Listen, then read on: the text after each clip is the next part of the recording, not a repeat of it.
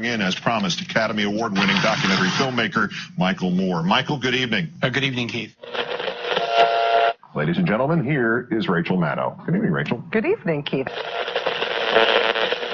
There's been a spike in the desire to own guns in Connecticut. Statewide, over 90,000 guns have been authorized for sale. You know how I feel about it. You want answers? I think I'm entitled. You want answers? I want the truth! You can't handle the truth!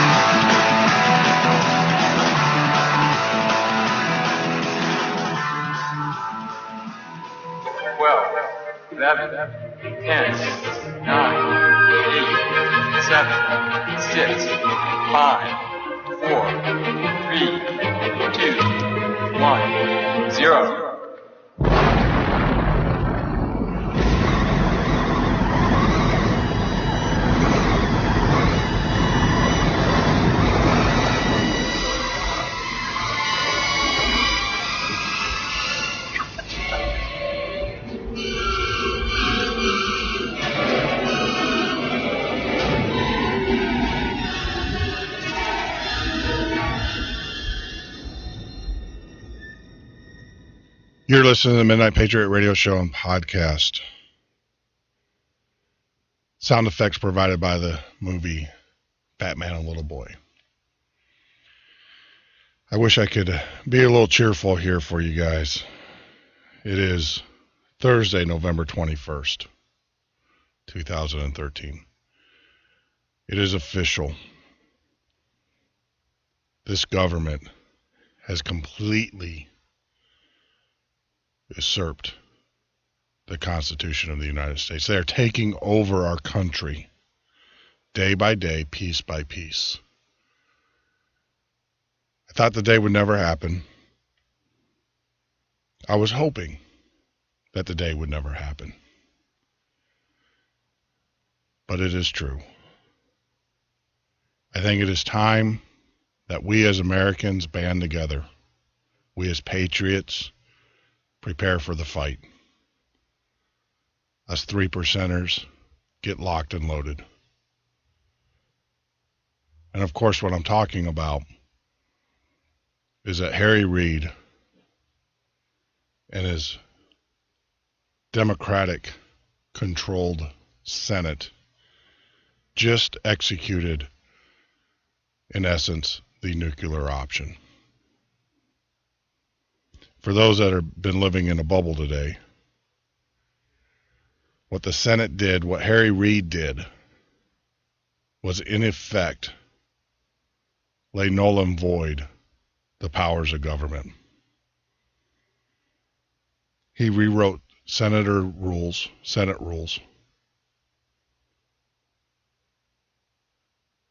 to negate the filibuster, to allow this administration, this president, the ability to place in power in the judicial system and other branches of our government his cronies, thus, in effect, changing the will of the people. It's now just a matter of time. It's now just a matter of time. We know what we have to do. We now need to step up the plate and start doing it. This administration, this government, the irony of it all is that they cite that the GOP and their obstructionism forced their hand. But the reality of it is, and mainstream media is not even reporting on it, the reality of it is, this GOP has only blocked 3 judicial appointments, where when the Democrats did it under President Bush, they did well over 10 in 1 year and 36 in total. It was this Senate leader that when they weren't in control of the Senate was talking about how evil and how bad the nuclear option in the Senate would be. Now that the tide has turned in their favor, it is now a viable option for them. So I say to you Americans, next voting cycle, wipe the slate clean. I don't care who is running, but whatever you do, vote for the new candidates. Wipe the slate clean. And I say also, too, that when the GOP, us patriots, Tea Partiers, take back our houses of government, we make them pay. We unravel every law, every czar becomes unemployed. Everything. We unravel it all. We use their tyranny against them. If that's how they want to play the game, then we play the game. And we play it better. Because we as patriots have been doing this for quite some time now. They're new kids on the block.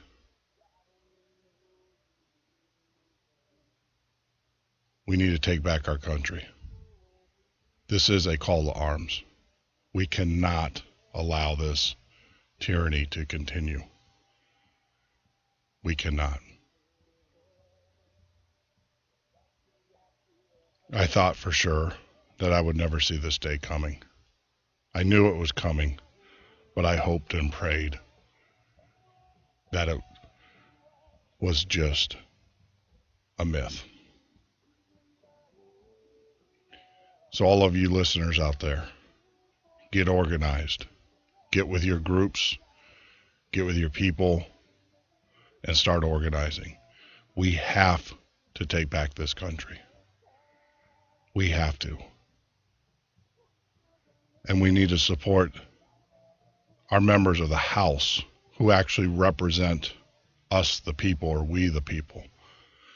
And we need to let them know that there is no law, there is no bill, there is no funding that needs to be passed in the House. We need to bring this tyranny to its knees. We need to expose it, and we need to eliminate it. We cannot continue. This great nation will not continue under such adverse environments.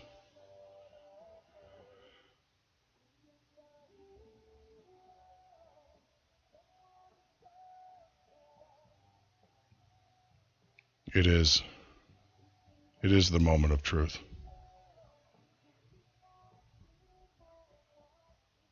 We need to either put up the fight, or we need to be resolved that we will be slaves to our government. This is a call to action. This is the Midnight Patriot.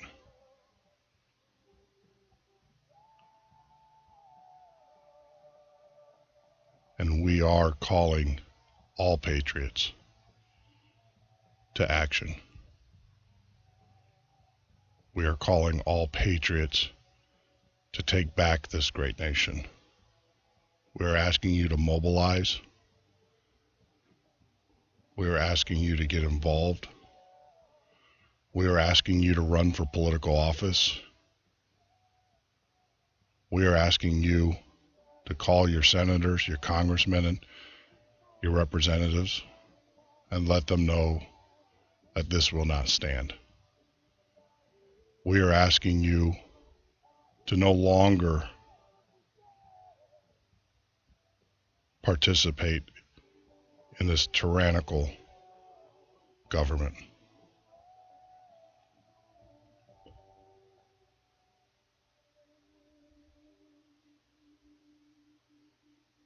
we are either free men or we will die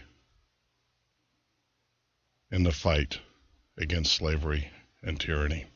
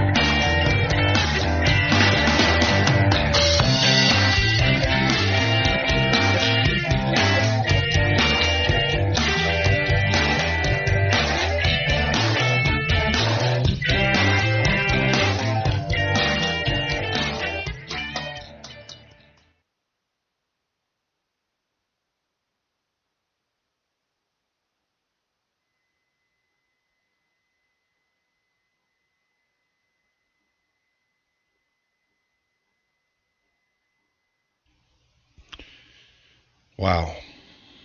Had to take a pause there. I do apologize for that. This is Jeff Norton of the Midnight Patriot radio show and podcast. In that intro, like I said, we need to start mobilizing.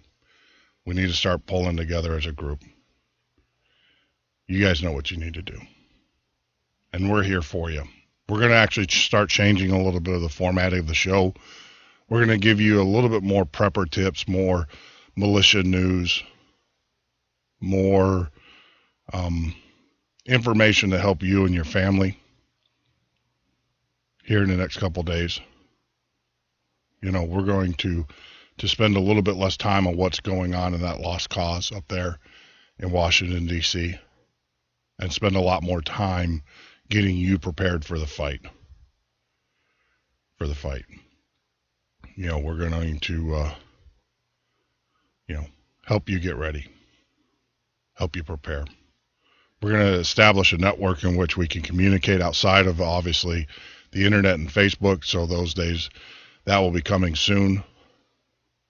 We also are going to have a communications part, education part to our show to help you get your FCC, your ham radio license. We'll do a nightly class on that. And it's time that we start preparing. It's time that we start organizing and everything. So tonight, on tonight's show, if you want to join the conversation, you can join us on the web at www.themidnightpatriot.com. That is www.themidnightpatriot.com. You can call us on the 1-800 number. Our 1-800 number is 1-800-580-4870. That's 1-800-580-4870. If you are a militia or if you are forming a militia, please send me an email with the details. That's Jeff at themidnightpatriot.com. That is Jeff at themidnightpatriot.com. Give me the details, your organization. We are going to go into combat mode here at the Midnight Patriot. But it's important that we get that, and then we'll explain how we're going to communicate your meetings, be it public, be it private, secret meetings. We will start sharing warfare tactics right out of the manuals from the United States Armed Services. People, we are in a fight. We are in a battle. They have stripped our God. They have destroyed our families. They are indoctrinating our children in their school systems.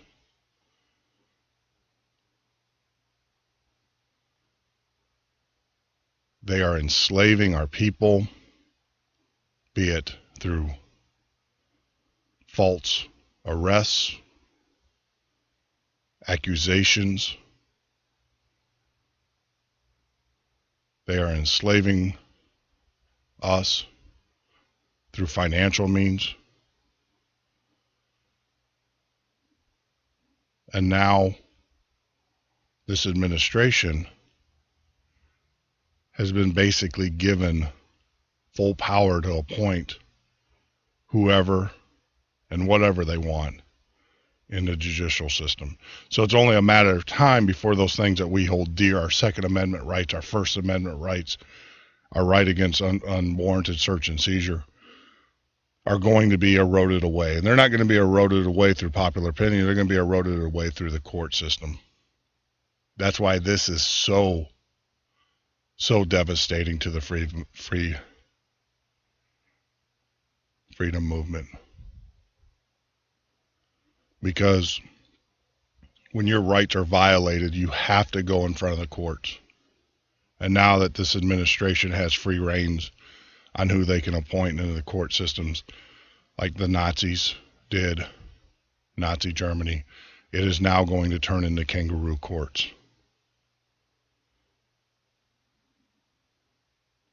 I only hope and pray that those members of our judicial system who are there hold their ground, stand fast, because we as patriots will need you. I hope and pray that the military understands that we are not the enemy, our law enforcement as well. We are not the enemy. All we want as free patriots is a right to life, liberty, and the pursuit of happiness with our families. And this administration, this government, who's controlled by European interests, no longer understand that. They no longer understand that. So it is time that we dig in. We dig in. So on tonight's show, in the bottom of the hour, we'll have Prepper Recon. We're going to be talking about all things prepping. Of course, next week will be Thanksgiving. So Prepper is going to be spending some time with his family, as I. So we'll be doing some rebroadcasts next Thursday. But this week, Prepper Recon is going to be joining us on the show to talk about all things prepping. I'm sure we're going to be talking about recent news and current events. But what a day. Unbelievable. I could not believe it when I was watching C-SPAN. We're going to also be talking about other things in the news. And there is quite a few news items, going on. But I wanted to make sure that everybody was aware of the takeover of this country. So I'm on the netc.com site. That's N November Echo Tango Charlie.com website. The only thing I have to report on that is that we do have a RadCon 3 event. We actually have almost four RadCon 3 events going on in the United States. One in Champaign, Illinois.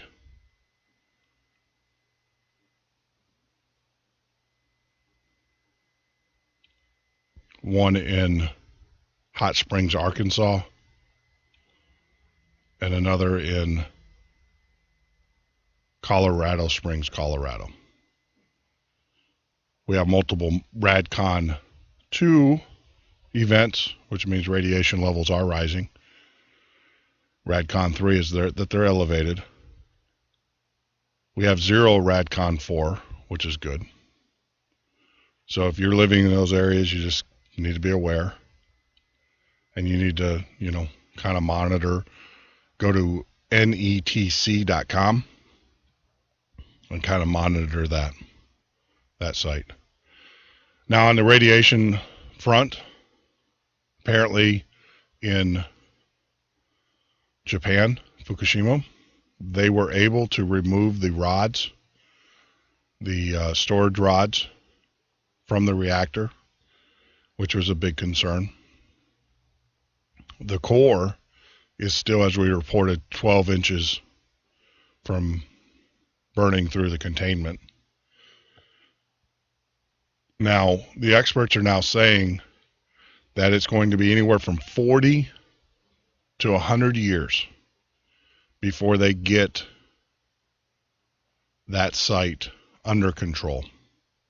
And under control would be kind of like Chernobyl control. Doesn't mean it's going to be decontaminated. That's going to be 10,000 years at its current rate of decay before that area is safe. But they will get it under control in the next 40 to 100 years. That's how long it's going to take. You know, we'll keep you posted.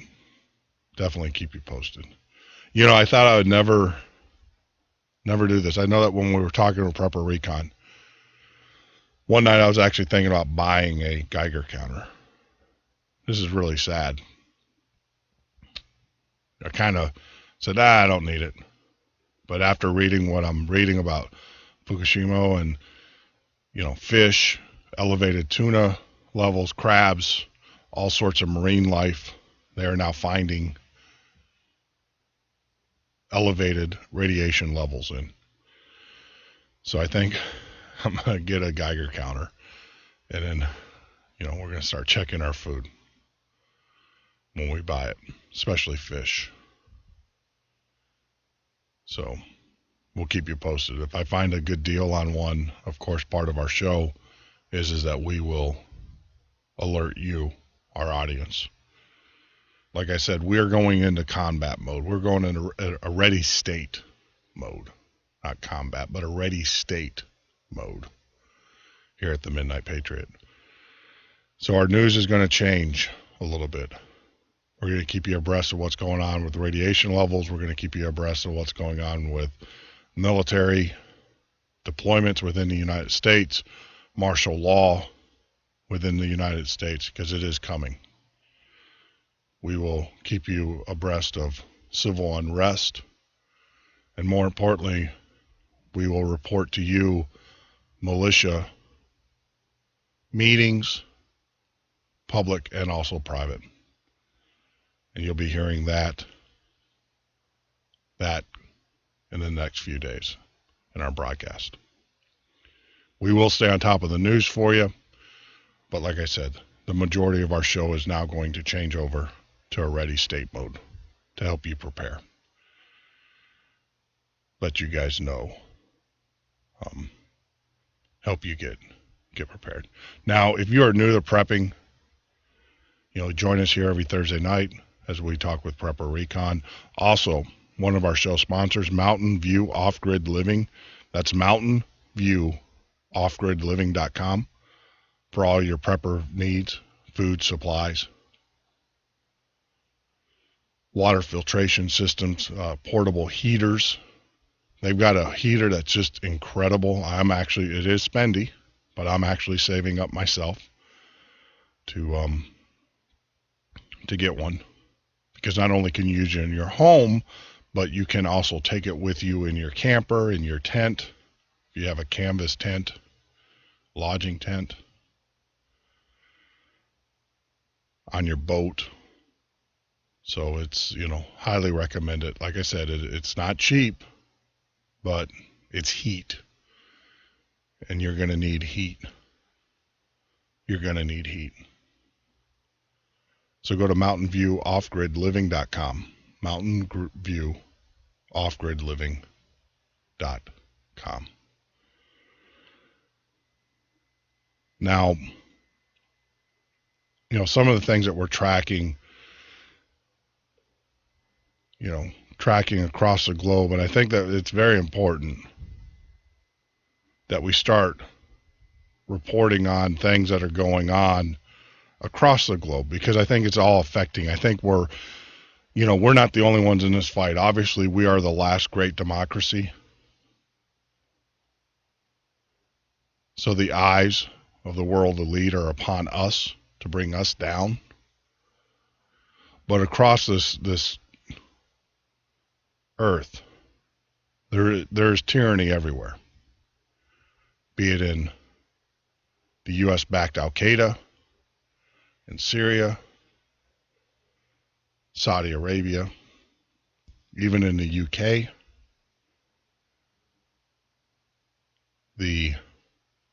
As you know, the IRA has been under the control of the British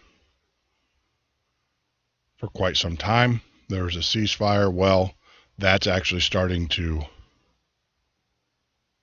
heat up again. Secret Army terrorist unit that was set up in the IRA in the early 1970s is now back at it. They have been accused of shooting unarmed civilians.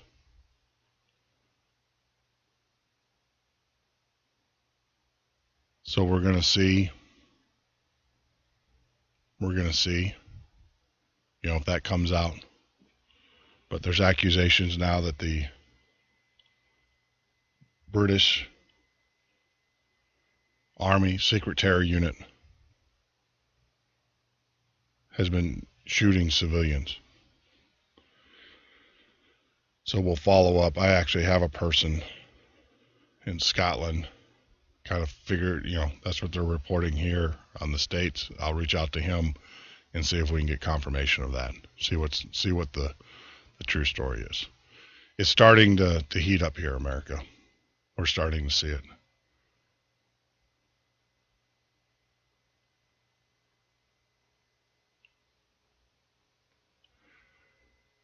One of the other things is, we're kind of tracking, obviously, is Common Core in our schools, the reindoctrination of our children. We have several fights here, several fronts. Like all good battle plans, you got to protect our borders, repel the enemy. We have to identify our weaknesses and strengthen or shore those up.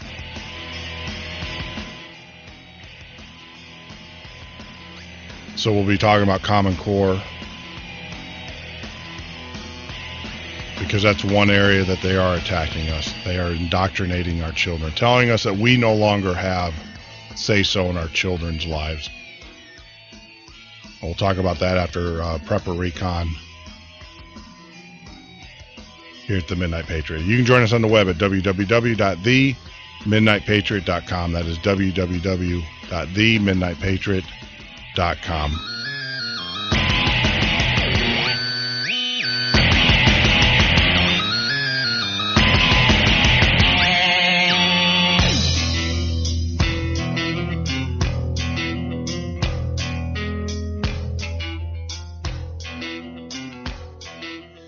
Well, they say that the country's done. They say that the stock market's gonna crash. They say that every single one of us is gonna lay down while they walk across our back. But I'ma stand up. I'm gonna put my fists in the air. No, I don't wanna have to bring my guns, but I'll be ready if it goes there. But you can lay down if you wanna. You can run away if you wanna. You can pretend that this is totally okay if you wanna. You can play dead if you wanna. Get what they said if you wanna. Turn your back on the country, me and you right now.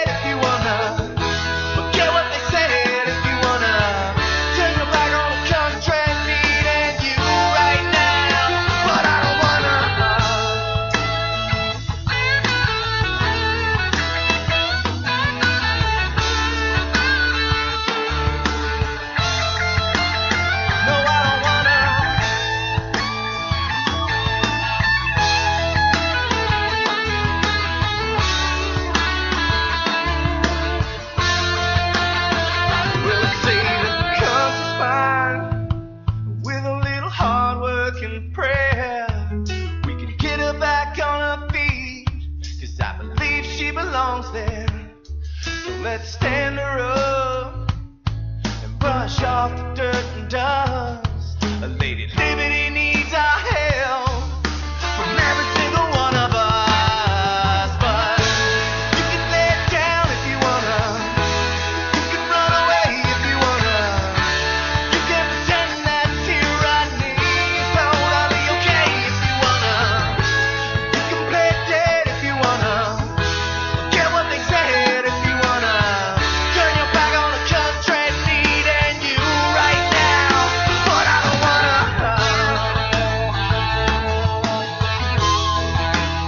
No, I don't wanna.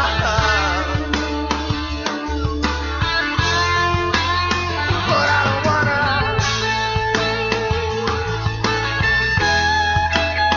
No, I don't wanna.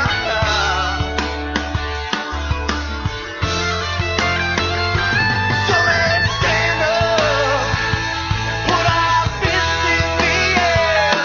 No, we don't wanna have to bring our guns, but we'll be ready if it goes there, yeah.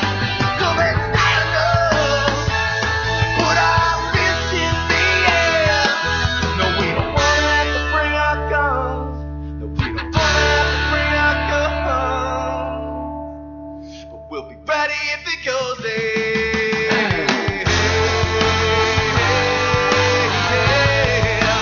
Ready if it goes there. Ready if it goes there. Be ready if it goes.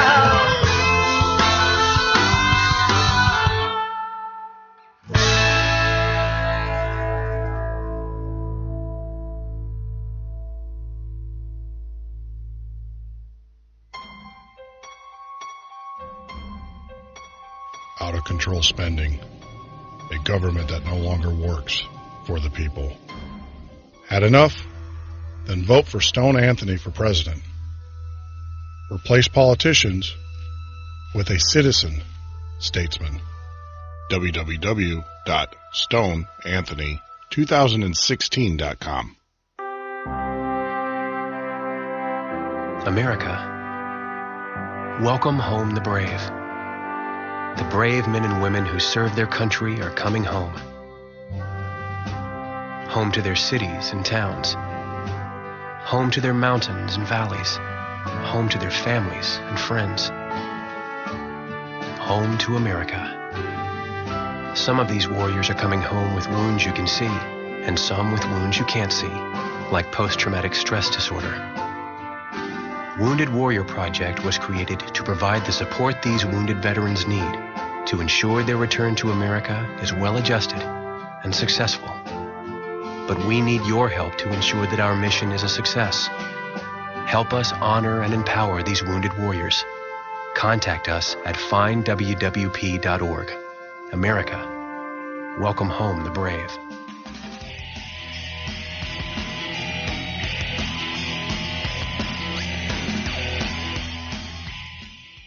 You're listening to the Midnight Patriot Radio Show and Podcast. I'm your host, Jeff Norton. You can join us on the web every day, 24/7 at www.themidnightpatriot.com. That is www.themidnightpatriot.com. Like us on Facebook. Follow us on Twitter. If you want to join, we are here every Monday through Friday, live, 9 p.m. till 12 a.m. Central Standard Time. Now, like I said earlier, we are going to be changing some of our formatting. We will obviously do news, but we are also going to now be reporting on community events, patriot events, militia meetings, things of that nature. We will have a little bit more educational programs and, start getting you to prepare. We are in a ready state. After today, I feel the need to let you know that we are in a ready state and we need to start preparing. And on that note, talk about the number one preparer is Prepper Recon. Hey, Mark, how are you, buddy? Are you there? Sorry about that. It'd help if I hit the right button. How you doing?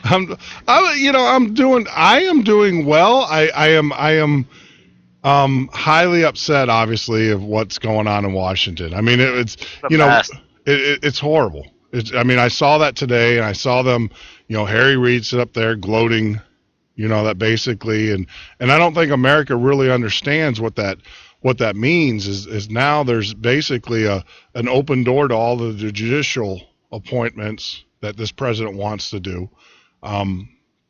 There's no longer going to be any accountability to the Fed because Rand Paul was going to filibuster the Fed nomination until they agreed to an audit, which is just sound financial advice or financial practices. Well, now that's not going to happen.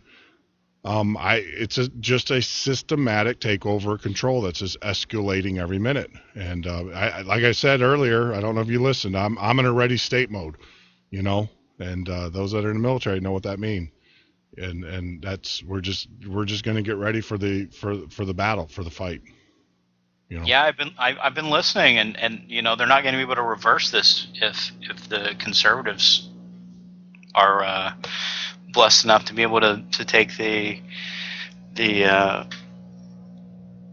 both houses in the Oval Office back. Yep. So they'll not be able to reverse this. So two can play at this game. Yeah, no, I'm a firm, and the thing is that a lot of America, the mainstream media is not reporting.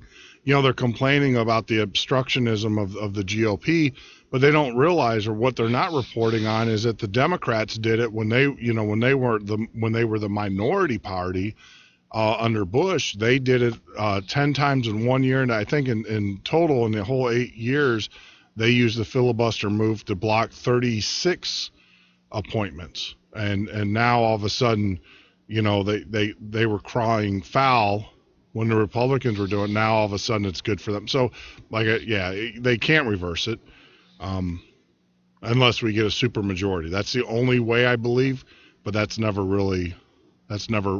truly happened, because now it's got to be I think you got to have 2/3 of the Senate, if they wanted to put it to committee and stuff. So it's going to be a hard fight.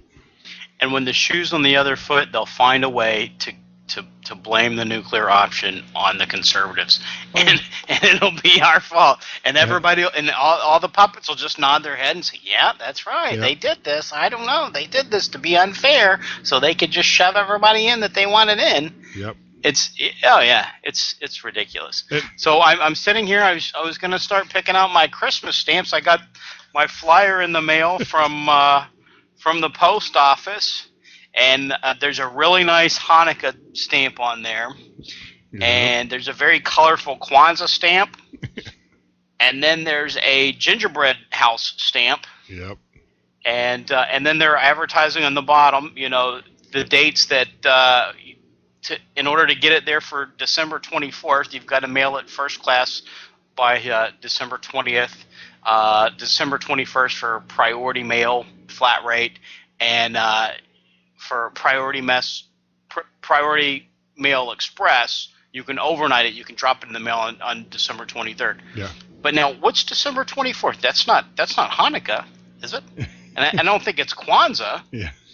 Is it Gingerbread House Day? It's gingerbread Is that what house. December 24th is? Because I don't see any other stamps on here that would make me think that there's some other day on there. Yep. That.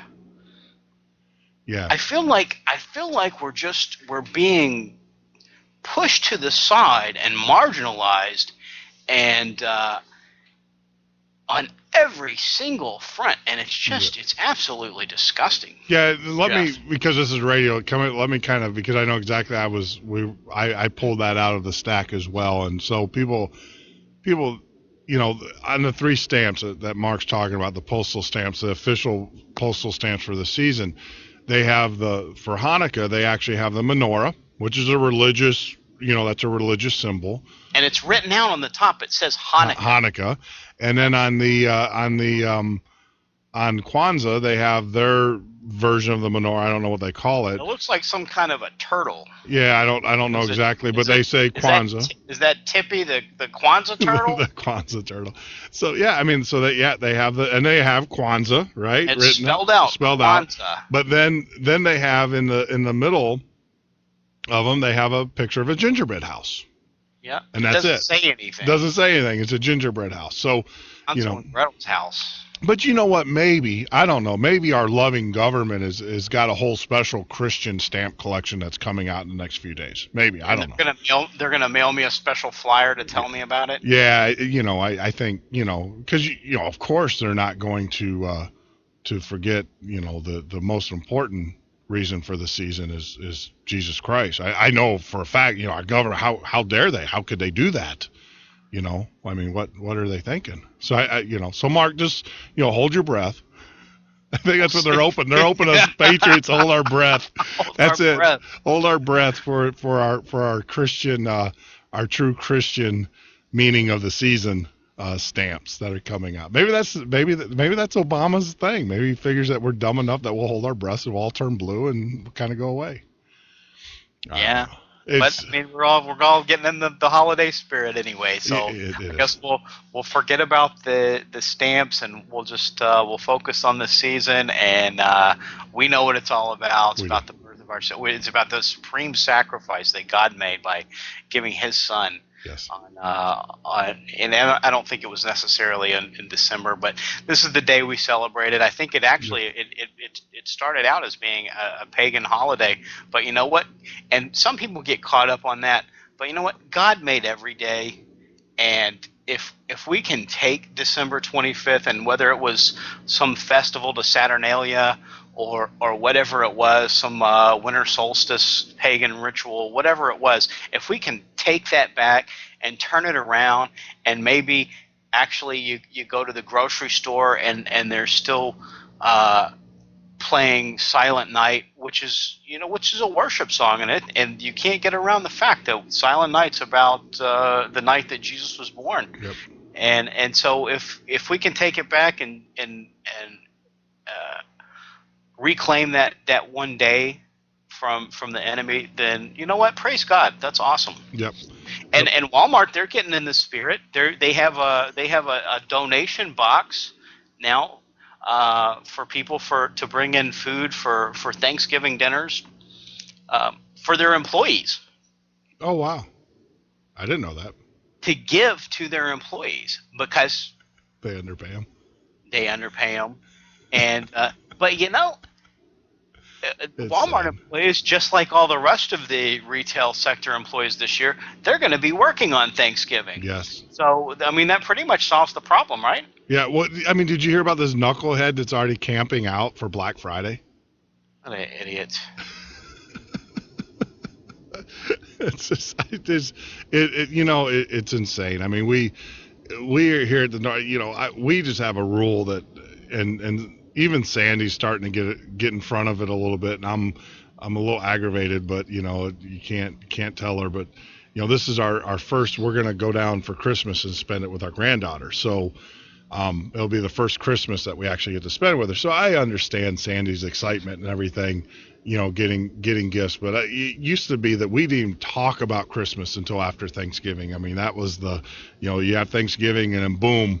You start Christmas holiday. But yeah, you go into every store and they got their Christmas displays up. It's just unbelievable.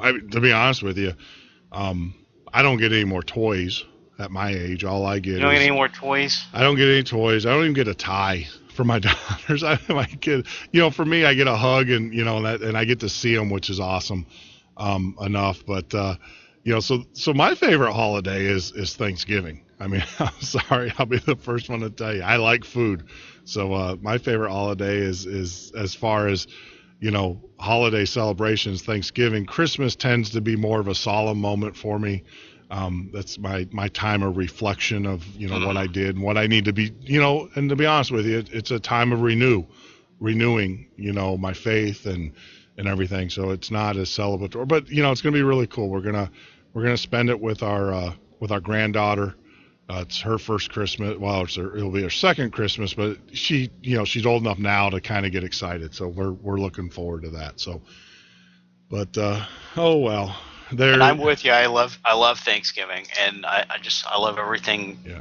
I love all the foods of Thanksgiving. But I'll tell you what, the stores that are opening on Thanksgiving, it's absolutely criminal. Yes. And anybody that goes shopping, even if you go to the movies on Thanksgiving, yep. you're part of the problem, Stay home. Be with your family for one day. You know, and the people that go out and support that, they're the ones that are causing this, because everybody stayed home and spent the day with their family, or just, you know, if you don't like your family, stay home by yourself. You know, get a turkey TV dinner and stay home by yourself, but give other people the option of being home with their family, because when you go out and you support that consumerism madness on Thanksgiving Day, Black Friday is bad enough, but, you know, I kind of understand that, you know, well, it's the day after Thanksgiving and it's a Friday and there's nothing else going on. Let's go shopping. I kind of understand where that all came from. It's turned in, if you're not a prepper, Black Friday is, and you've already decided that you're not going to prepare for anything, Black Friday is your training day. That's zombie apocalypse training day. You need to get up at 4 o'clock and go to Walmart and Target and the mall and Victoria's Secrets and all those places, because the same way they're grabbing for that $5 toaster, that's how they're going to be grabbing for that last can of green beans. So you need to get out there every Black Friday and get your training in, because that's what you're going to be going through. So can I show up? Can I show up in my fatigue? I don't know though. I think you show up in your fatigue, you're going to get taken down pretty quick. Security is, I think security's scared of them. Yeah, no, I think typically, I watch the videos, man. It's like watching a NASCAR race. To be honest with you, I mean, watching Black Friday and what goes on in the news is like watching a NASCAR race, because there's a wreck going to happen, and some knucklehead somewhere is going to trample. Someone's going to fight with someone. Someone's going to flash mob someone. It's coming, so you just kind of sit back and wait for the train wreck and or the car crash. So I just, I mean, our Thanksgiving typically, believe it or not, is going to be comprised of just spending time with the family. That's what we're going to do. I mean, I don't even know if I'm going to watch football. So. Yeah, I'm not a football fan. I was never able to get into it. I'll probably watch It's a Wonderful Life again. Yeah. I really just watched that movie all the way through last year for the first time, and I loved it. It was great. I think, was it last year? The movie for me is the Christmas, not Christmas, is it Christmas Carol, Ralphie, You'll Shoot Your Eye Out? Yeah, Ralphie. When I see that, then I know it's actually Christmas. That's when it starts getting for me and stuff. And of course, when I was a kid, it used to be The Wizard of Oz would come out on Thanksgiving, and of course all of the Charlie Brown episodes. And man, I love the Charlie Brown one. Now there's the Charlie Brown Thanksgiving, but there's another Charlie Brown Thanksgiving show, and they don't really always show this one, and it gives the whole story of the Pilgrims on the Mayflower and coming over and settling and all of that, and it's spectacular. It's on YouTube, and I actually posted it on my website last year for Thanksgiving. Just the YouTube thing, but no, I have to. Yeah, I think I remember. That's where they recant the crossing with the Pilgrims and everything. Yeah, and they actually do the dinner, but they do the prayer. So obviously, that's probably why you don't see it on mainstream TV anymore. Yeah. Maybe they should do a Kwanzaa prayer. They do a Kwanzaa prayer. Don't get me going. Don't get. It's just I don't know. It's just a systematic attack on us and our beliefs and it's just unbelievable. But you know what? You know how we counter that is I think that we just play our silent nights. Join, do the choir, go door to door, do whatever you got to do. But more importantly, get your butt in church. Or wherever your church may be. Make sure that pew has your name on it and you're there and just let the powers that be know that you're not going to be intimidated. They might discount you, your religion and your beliefs, but you're not going to discount it. And to be honest with you, I think Jesus talked about that, and he said that just kind of dust the dirt off your feet and keep moving forward, and that's right. Let me deal with them and I'll take care of you, and that's this is what we're going to do here and stuff. So now, you've watched It's a Wonderful Life? Oh, sure. Absolutely. Yeah, that's what else it is? It's a great economics lesson too. Yes.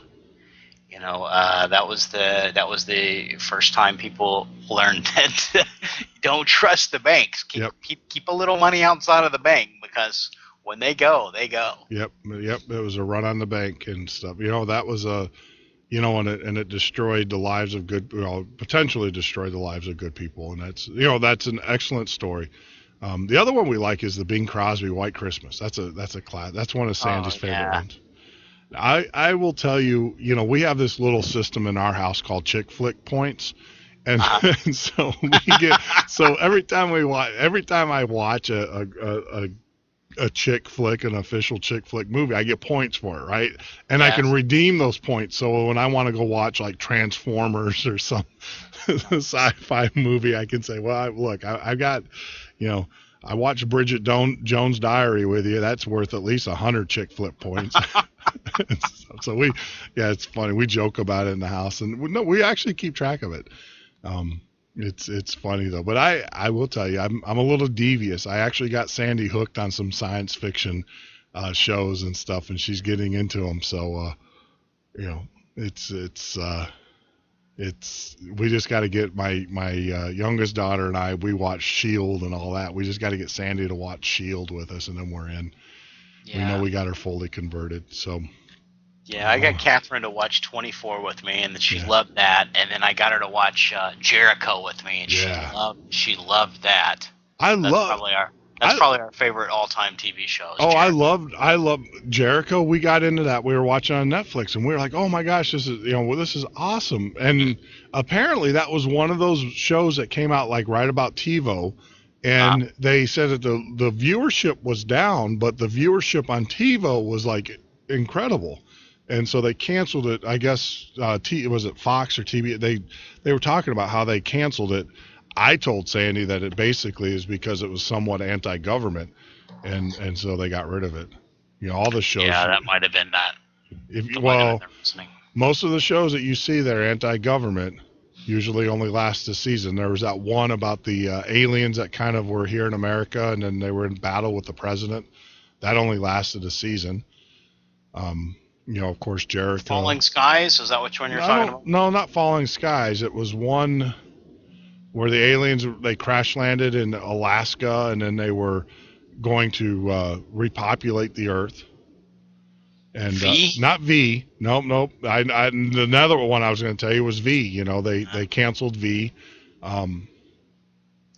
They canceled the one where the guys go back in time and live in the live back in Earth and time. I mean, all the ones that were critical. The Land of the Lost one, yeah. Yeah, I mean, it was just, they cancel them, but oh well. Yeah, Revolution's getting some little dicey things in it. It's probably going to get cut. Yeah, we got that TiVo'd, so, I just haven't had time with the show and stuff. That's, typically during the holidays, that's where I catch up. Yeah. And talk about 24. I heard there's a rumor that they're talking about doing a 24 movie. Yeah. Yeah, and then I heard another rumor that they were going to come out with another season of it. Awesome. So I don't know what to believe. Yeah. So I don't know. I saw the Jack Bauer cupcake commercial. That was good. I haven't seen that one yet. Oh, you got to look it up. It's on YouTube. I will. It's funny. He has a cupcake business, and it's funny. I gotta watch that one. So tonight we're going to talk about what? Solar panels? Solar panels. Yeah, but now before we hit that, though, back to It's a Wonderful Life. Oh, okay. The banking crisis and all of that meltdown. I guess you heard Russian state deputy Mikhail Deg.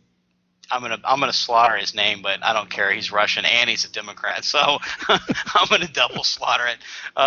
Deputy Mikhail Degyaryov of the Liberal Democratic Party in Russia argued that the dollar was on the brink of collapse, and said that measures needed to be taken to protect Russians from an economic disaster, and he wants to ban the U.S. dollar in Russia. Yep. And 28% of Russians support the ban.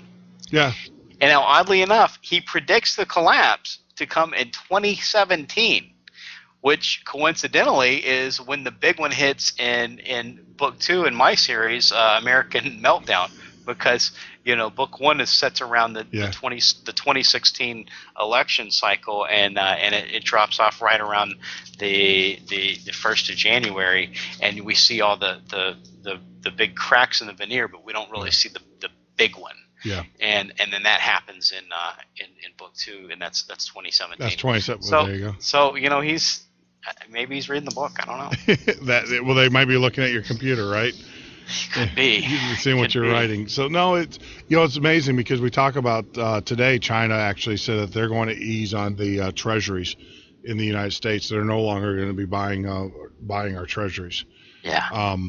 So it's just everybody's moving away from the dollar. Yeah. Well, it's like cooties. Well, it's they're. The how do you say this? I mean, the fact of the matter is that after the shutdown and everything else like that, they obviously we're not fiscally responsible. So why would you invest? And Janet Yellen, she's going to print that thing into it's completely worthless. You're going to have a bucket of dollars to buy a loaf of bread. Yep. Loaf of bread. Absolutely. Well, it's funny because I talked to a very, very well-known economist, and we were just kicking the conversation around, and they said, look, and I draw back to this, the movie Thelma and Louise. At the end they're going off the cliff, and they know that they're going off the cliff. There's no stopping it. And so the question is do you just kind of like fall over the edge of the cliff, or do you accelerate as fast as you can and then jump out as far as you can to kind of keep you going? And that's where our government is right now fiscally, is that we're going over the cliff. We cannot sustain, and there is no pullback. There's nothing that we can do. And I hate to be doom and gloom here, but the reality of this is it's physically impossible. It's mathematically impossible, I should say, for us to be able to get this debt under control. The only way that you're going to do is you're going to have a banking holiday. You're going to have a restructuring of the financial, and for those that don't know, we've already had banking holidays in this country where the bank shut down, and then your $10,000, they give you a new dollar bill, and the $10,000 you had in the bank account is now only worth $2,000, and that's coming. It's coming, and but I think this administration is in the mode of accelerate, jump out as far as you can, and that would put it right about 2017. That's about the perfect timing for your book. Yeah. Do you have a crystal ball, Mark? No, I do not at all. But now, I would say though, more than Thelma and Louise, I think that's a great analogy. But you have two people making a conscious decision of going over the cliff, and I think Janet Yellen is probably more like Toonces the cat from Saturday Night Live, because Toonces, thinks he can drive a car. Yeah. He thinks, I've got this. There's absolutely no problem. I can drive this car. And his parents keep giving him the keys, and they keep giving him the car, and he keeps driving it over the cliff. Yep. And the parents are kind of the Congress, and and they keep giving him the keys and keep giving him the car. And Toonces thinks he can drive, and he just keeps driving it straight over the cliff. Yeah, I mean, it's unbelievable. You're absolutely correct. Insanity. And the thing is, I was watching today on the news, and a lot of people, they hear these, it's amazing the spin the media does. Like they're talking today on, well, the stock market is going to hit 16,000, points, and that's the most. But when you go, there's a difference when the society pushes the market up, but when you have this shadow banking system in which all this money's being pumped in from the Fed, but it's not going to you and I or the small businesses, it's going to the shadow banks, and they're the ones that are pushing the market where it's at. When those guys decide that they've made enough money and they've redistributed enough wealth and then taken that money and bought up physical assets, when they decide that the game is over, the collapse will happen, and it will happen very quickly, because for the most part, you and I are no longer in the market. I mean, I don't know anybody that's actually trading in the market. The only people I know that have anything to do is their pensions are associated with that, but those are going to get wiped out right away. I mean, it's a bubble. I mean, And people, the news, so, 16,000, it's going to hit 6. That's a bubble, people. That is a bubble that's propped up by the pump of the Fed into the economy. It's not going to us. It's not creating jobs. It's going to these shadow banking institutions who have purposely been set up to accept that money, and then they take that money and they put it in the market and they inflate the market, and they do a perceived growth of the economy. But if you look at the GDP, we're not growing. Unemployment's higher. Well, you can't even. I don't even know what the number is anymore. You can't believe any of those numbers. Not anymore. Julius Buckman came out, and I don't know who he told. He told somebody in an interview last week, and he's the census employee that was just making up people, and giving them all jobs. And so he was like, him and a few other people at the census, because they're the ones that actually do the survey, and then they send all that information over to BLS to report. And I actually had an old boss that worked for census, and he said that they would send them, they'd get everything together and they'd send it over there, and the number that they would report the next day had nothing to do with what they sent them in the first place. Yeah. But anyway, Julius Buckman said that his higher ups told him that he needed to just fabricate the information and make it whatever it needed to be to make the numbers look better. And this is prior to the election. So, and it's an ongoing thing, and it's with everything. And you couldn't, even if there was no Julius Buckman, and even if there was no scandal, your listeners shouldn't even be paying attention to these numbers. Not anymore. Produced by the BLS or the BEA. Yep. They shouldn't be listening to that anyway. They should be getting their information from a reliable source like shadowstats.com. John Williams puts that out, and he's a renowned economist, which is more than we can say for any member of the Democratic Party. And he estimates the unemployment rate to be about 23% and rising. Yep. Where you see the BLS number, or maybe we should call it the LBS, because it's lots of BS. And we see that number taking a dip, like things are getting better. Yeah. John Williams' number is it's a steady incline, and Obamacare is the more it kicks in, the higher it's going to go. 50 to 100 million people now. We were reporting 20 million, but the new number is 50 to 100 million people by the fall of next year will lose their insurance.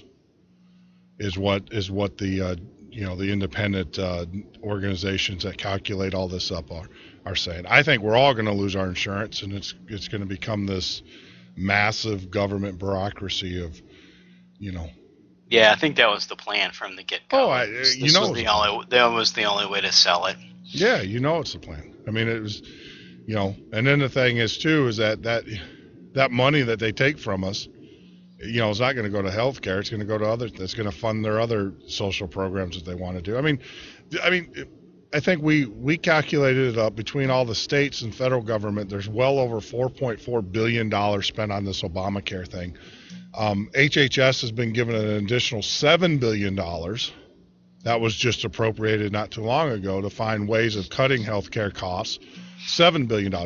People don't realize, if you added all that up, and you divided it out, every man and woman and child could have got $15 million now in the United States. It's just unbelievable, the amount of, close to 15 million.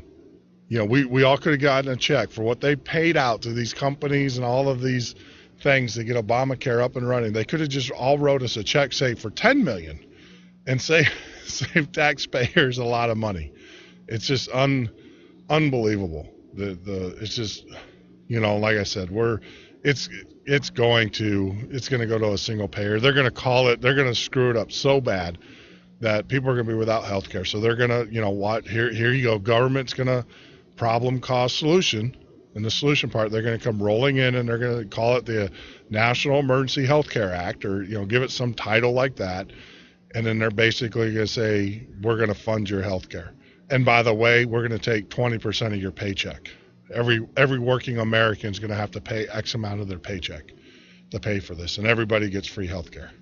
That's Obama was happy to get his name back. You know, he was so proud of the term Obamacare up until about 3 weeks ago, and now it's the affordable health care again. Yeah. You know, the Dems don't call it Obamacare anymore. They were calling it Obamacare too up till about 3 weeks ago. And this is his beast. He can't, you know, and we can't let him get away from it. No, we can't let him get. I mean, this is his doing. This is right on his shoulders. Like I said, when he's out of office, I'm pretty sure Hawaii will probably have one of the tightest security in the nation, because that's where he's going. You know, he's going to have to live on an island somewhere. I mean, he's not welcomed. I mean, I think, and that's why he's not showing himself very publicly these days. You know, he went to that basketball game with his kids and he just got booed. I mean, it's just, it's tragic. It really is. It's a tragedy, and you know, Shakespeare couldn't have written a better tragedy than this. No. So, I don't know. And then back to those John Williams numbers. Also, for he estimates the inflation, and he uses the same metrics that the BLS used, but the metrics they used back in 1980. Yeah. And so he comes up with 9%. Yep. Instead of the 1.7, because they keep changing the metrics, and you just you know, it doesn't. Julius Buckman makes no difference whatsoever. All of those numbers are a complete sham, and you can't pay any attention to anything anybody in the government says, especially the president or the BLS or the BEA. Yeah. Anybody. Yep. Anything they say, just assume it's a lie. Yep. You know, the head of the NSA telling that they're not spying on you. Can't listen to anything those people say at all. Yeah, they're no, all they, lying. You know, and I think they're in survival mode now. So like you know, when they're in survival mode, they're going to tell you anything they squeak out another day of existence. They're just trying to kick it down the road to 2017, right? Yep. Well, did you hear about the 3 senators that actually sit on the? We're going to report about this a little bit later, but there, you know, since you brought it up, there's 3 senators now who have actually filed a motion, a friend of the court brief, and these guys actually sit on the Senate Security, the committee that oversees it, and they basically filed a friend of the court request saying that the federal government, or not the federal, but the judiciary needs to step in, and they need to stop the NSA spying, because there is none, nada, nothing that says that all this spying that the NSA has done has thwarted, protected, or shed light on any terrorist attack in the United States or against any American citizen.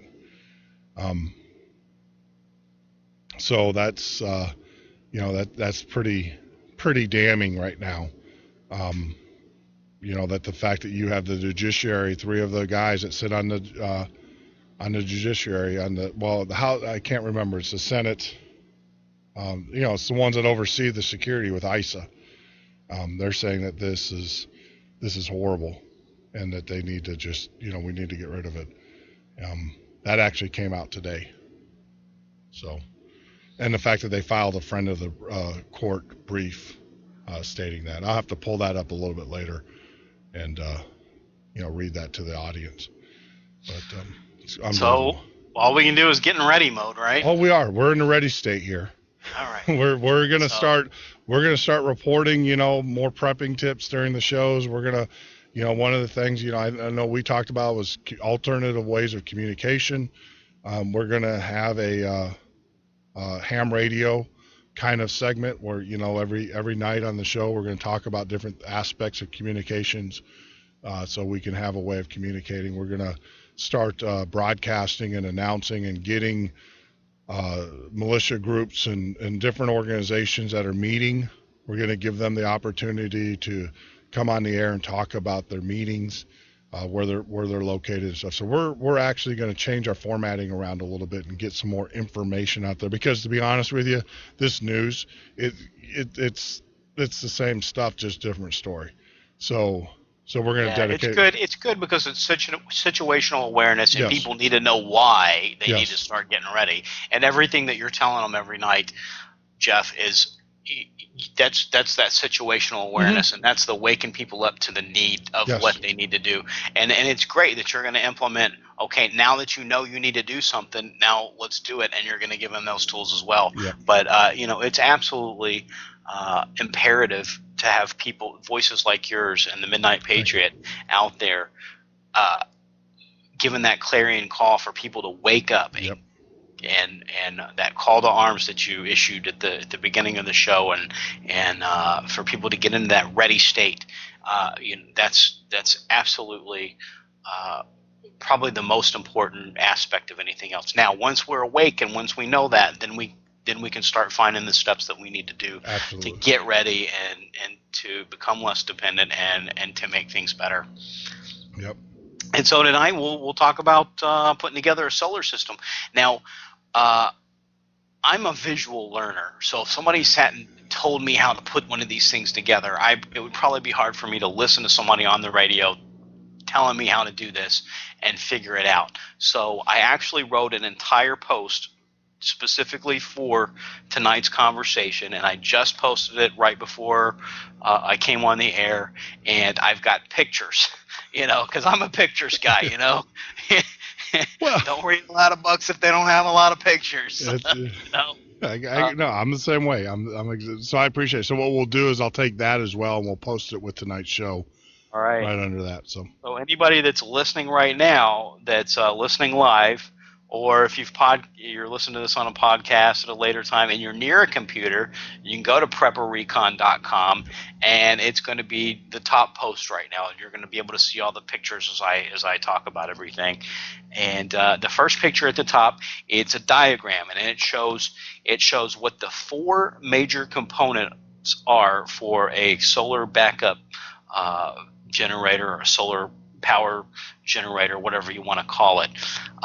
You've got obviously your solar panels, which are the most visual things that you always see on the roof of somebody's house, and then you've got cables plugged into that, and they go into a charge controller, and this is what regulates the amount of power coming from those and going into your battery or your battery bank, so that they're not frying the battery, because your panels can't go directly into the battery to charge it. They have to have that charge controller in between it to get that energy into a form that the battery can take in. Now, once it's in the battery, obviously anybody that's had a car battery, and a solar battery is essentially very similar to a car battery. They're the same type of batteries that you use in boats and that you use in golf carts and things like that. They're called a deep cycle battery. And the reason they're called deep cycle is because they're able to cycle all the way down to almost empty and be recharged. The battery that's in your car is designed to just deliver a fast blast of electricity to start the car, and but not be drained very far down. So your car battery is built a little different than a deep cycle battery. And then from the deep cycle battery to get a usable form of electricity, you need an inverter, which is what you had installed in your truck. But now, obviously, you're not going to be to use the one in your truck. But now, if somebody buys this inverter that I'm going to recommend tonight, you can still use that to clamp onto your battery when your alternator is running, and generate power from your alternator from your car with this inverter. And then you'll also be able to take the same inverter and use it as part of your solar backup system. So the first thing I started with, and the inverter is the first thing I bought. And I got I do my research, and I pretty much get everything on Amazon. I've got links to buy all of this stuff from Amazon too, because I kind of shop around, and it's the best deals that I could find. And I try to research everything and make sure that it's the best, or the middle of the road, or the best value of anything that's out there. And then everything that I did, I tried to do it to where it's going to be scalable, and you're going to be able to add on to it as you go. If you want to add another battery, or if you want to add more panels. I tried to get the higher middle charge controller so that it would take in more energy. Because there's 10 amps, there's 5 amps, and there's 30 amps, and I got the 30 amps so that I would always be able to build onto it if I wanted. Sure. So the first thing I did is I bought the inverter because, and I think it was, let's see, I'm going to look right now. It's $64.99, and I think that was free shipping from Amazon. Anytime you get it from Amazon, it's more than $25. You usually get the free shipping, and I got that because I thought, well, I'll have this if I lose power. And I bought this back at the beginning of hurricane season. I'm down here in South Florida where we lose power a lot. Actually, if a chipmunk chews on the line out here, I usually lose power for an hour or two. Yeah. It goes out all the time. It's like a third world nation down here. And the electric's going out all the time. And our cable provider down here is called Comtrash. And they are just horrible. It took me 5 days to try to get to somebody to fix my cable last week. I just switched over to AT&T. So gotcha. Anyway, before I get off on the rabbit trail, I got that inverter because I'll be able to, it won't help me out with the cable. I'm still out of cable, but and out of internet. But I can hook that up to my car battery, and I can at least run my refrigerator off of that. And I got the 1,000 watt because most of refrigerators, and I'm not an electrician, so there's probably going to be people out there that are going to know a little better than me. But from what I studied, if you've got an 850 watt inverter, that's pretty much going to be able to run any refrigerator out there. So I always wanted to get just a little bit more than what I need. I don't want to get just exactly what I need because it'll usually end up popping it anytime I do that. It never works out for me to do that. And then I started out with with a 35 amp hour deep cycle battery, which we discussed is the same types that they use in the golf carts and boats and things like that are designed to be have their charge almost completely depleted or down to 50% or 25%, which is much lower than what you get in your car. And I got the 35 amp because I used it with the inverter at the recent expo that I did, Preparedness Expo, where we had a booth and everything, because I had my computers running. I wanted to have the Prepper Recon podcast playing for the folks, and my laptop battery lasts about 23 minutes before it dies, so it has to be plugged into something. And when you're in a big expo hall like that, there's not really power, and I think there was it was like a $50 fee to run the cord to have power available for your booth. So I already had the inverter. I just bought that battery, clamped that inverter to that battery, and used that. And it was $55. No, I think it was $63. $63 for the battery. So now I'm almost halfway there as far as the number of components, not in the money, because the other components are a little bit more.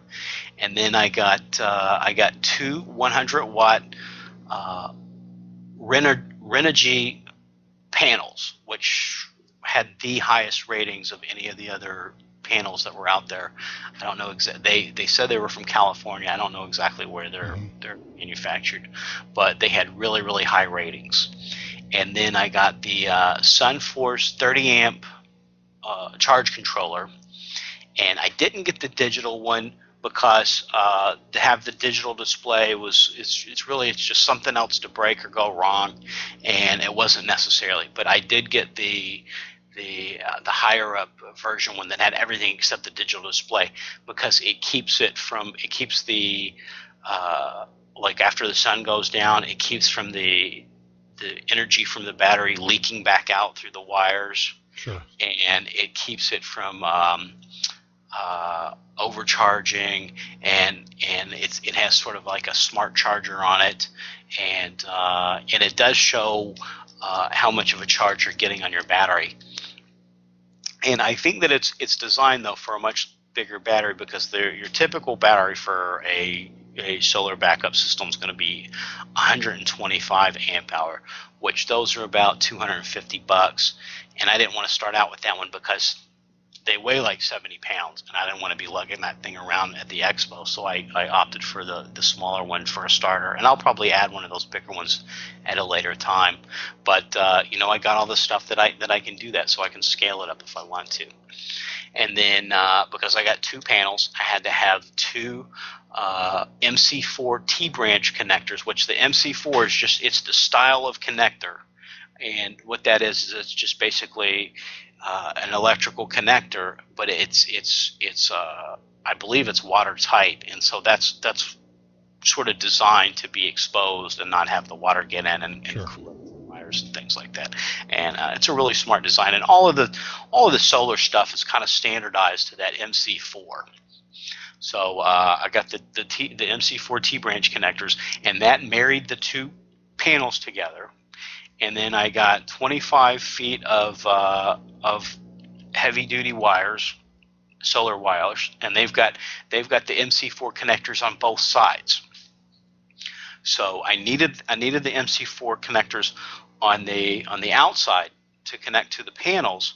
But when I got inside to my shed, and you can see the pictures on Purple Recon, you'll see how I've got it mounted on my shed, and then everything's inside my shed, the battery and the charge controller. The charge controller needed the little eyelet connectors. Gotcha. But now those MC4s, you don't have to cut them off. You don't have to strip anything. All you got to do is just unscrew it. And it's very, very obvious. And it's very easy because I'm an idiot when it comes to this stuff. And I figured it out with absolutely no help. So it's pretty easy. And they just unscrew. They pop right off. And you've got just the right amount of exposed length there for an eyelet connector. Well, the charge controller came with 4 crimpable eyelet connectors. Mm-hmm. The little circle with the hole in it. Yep.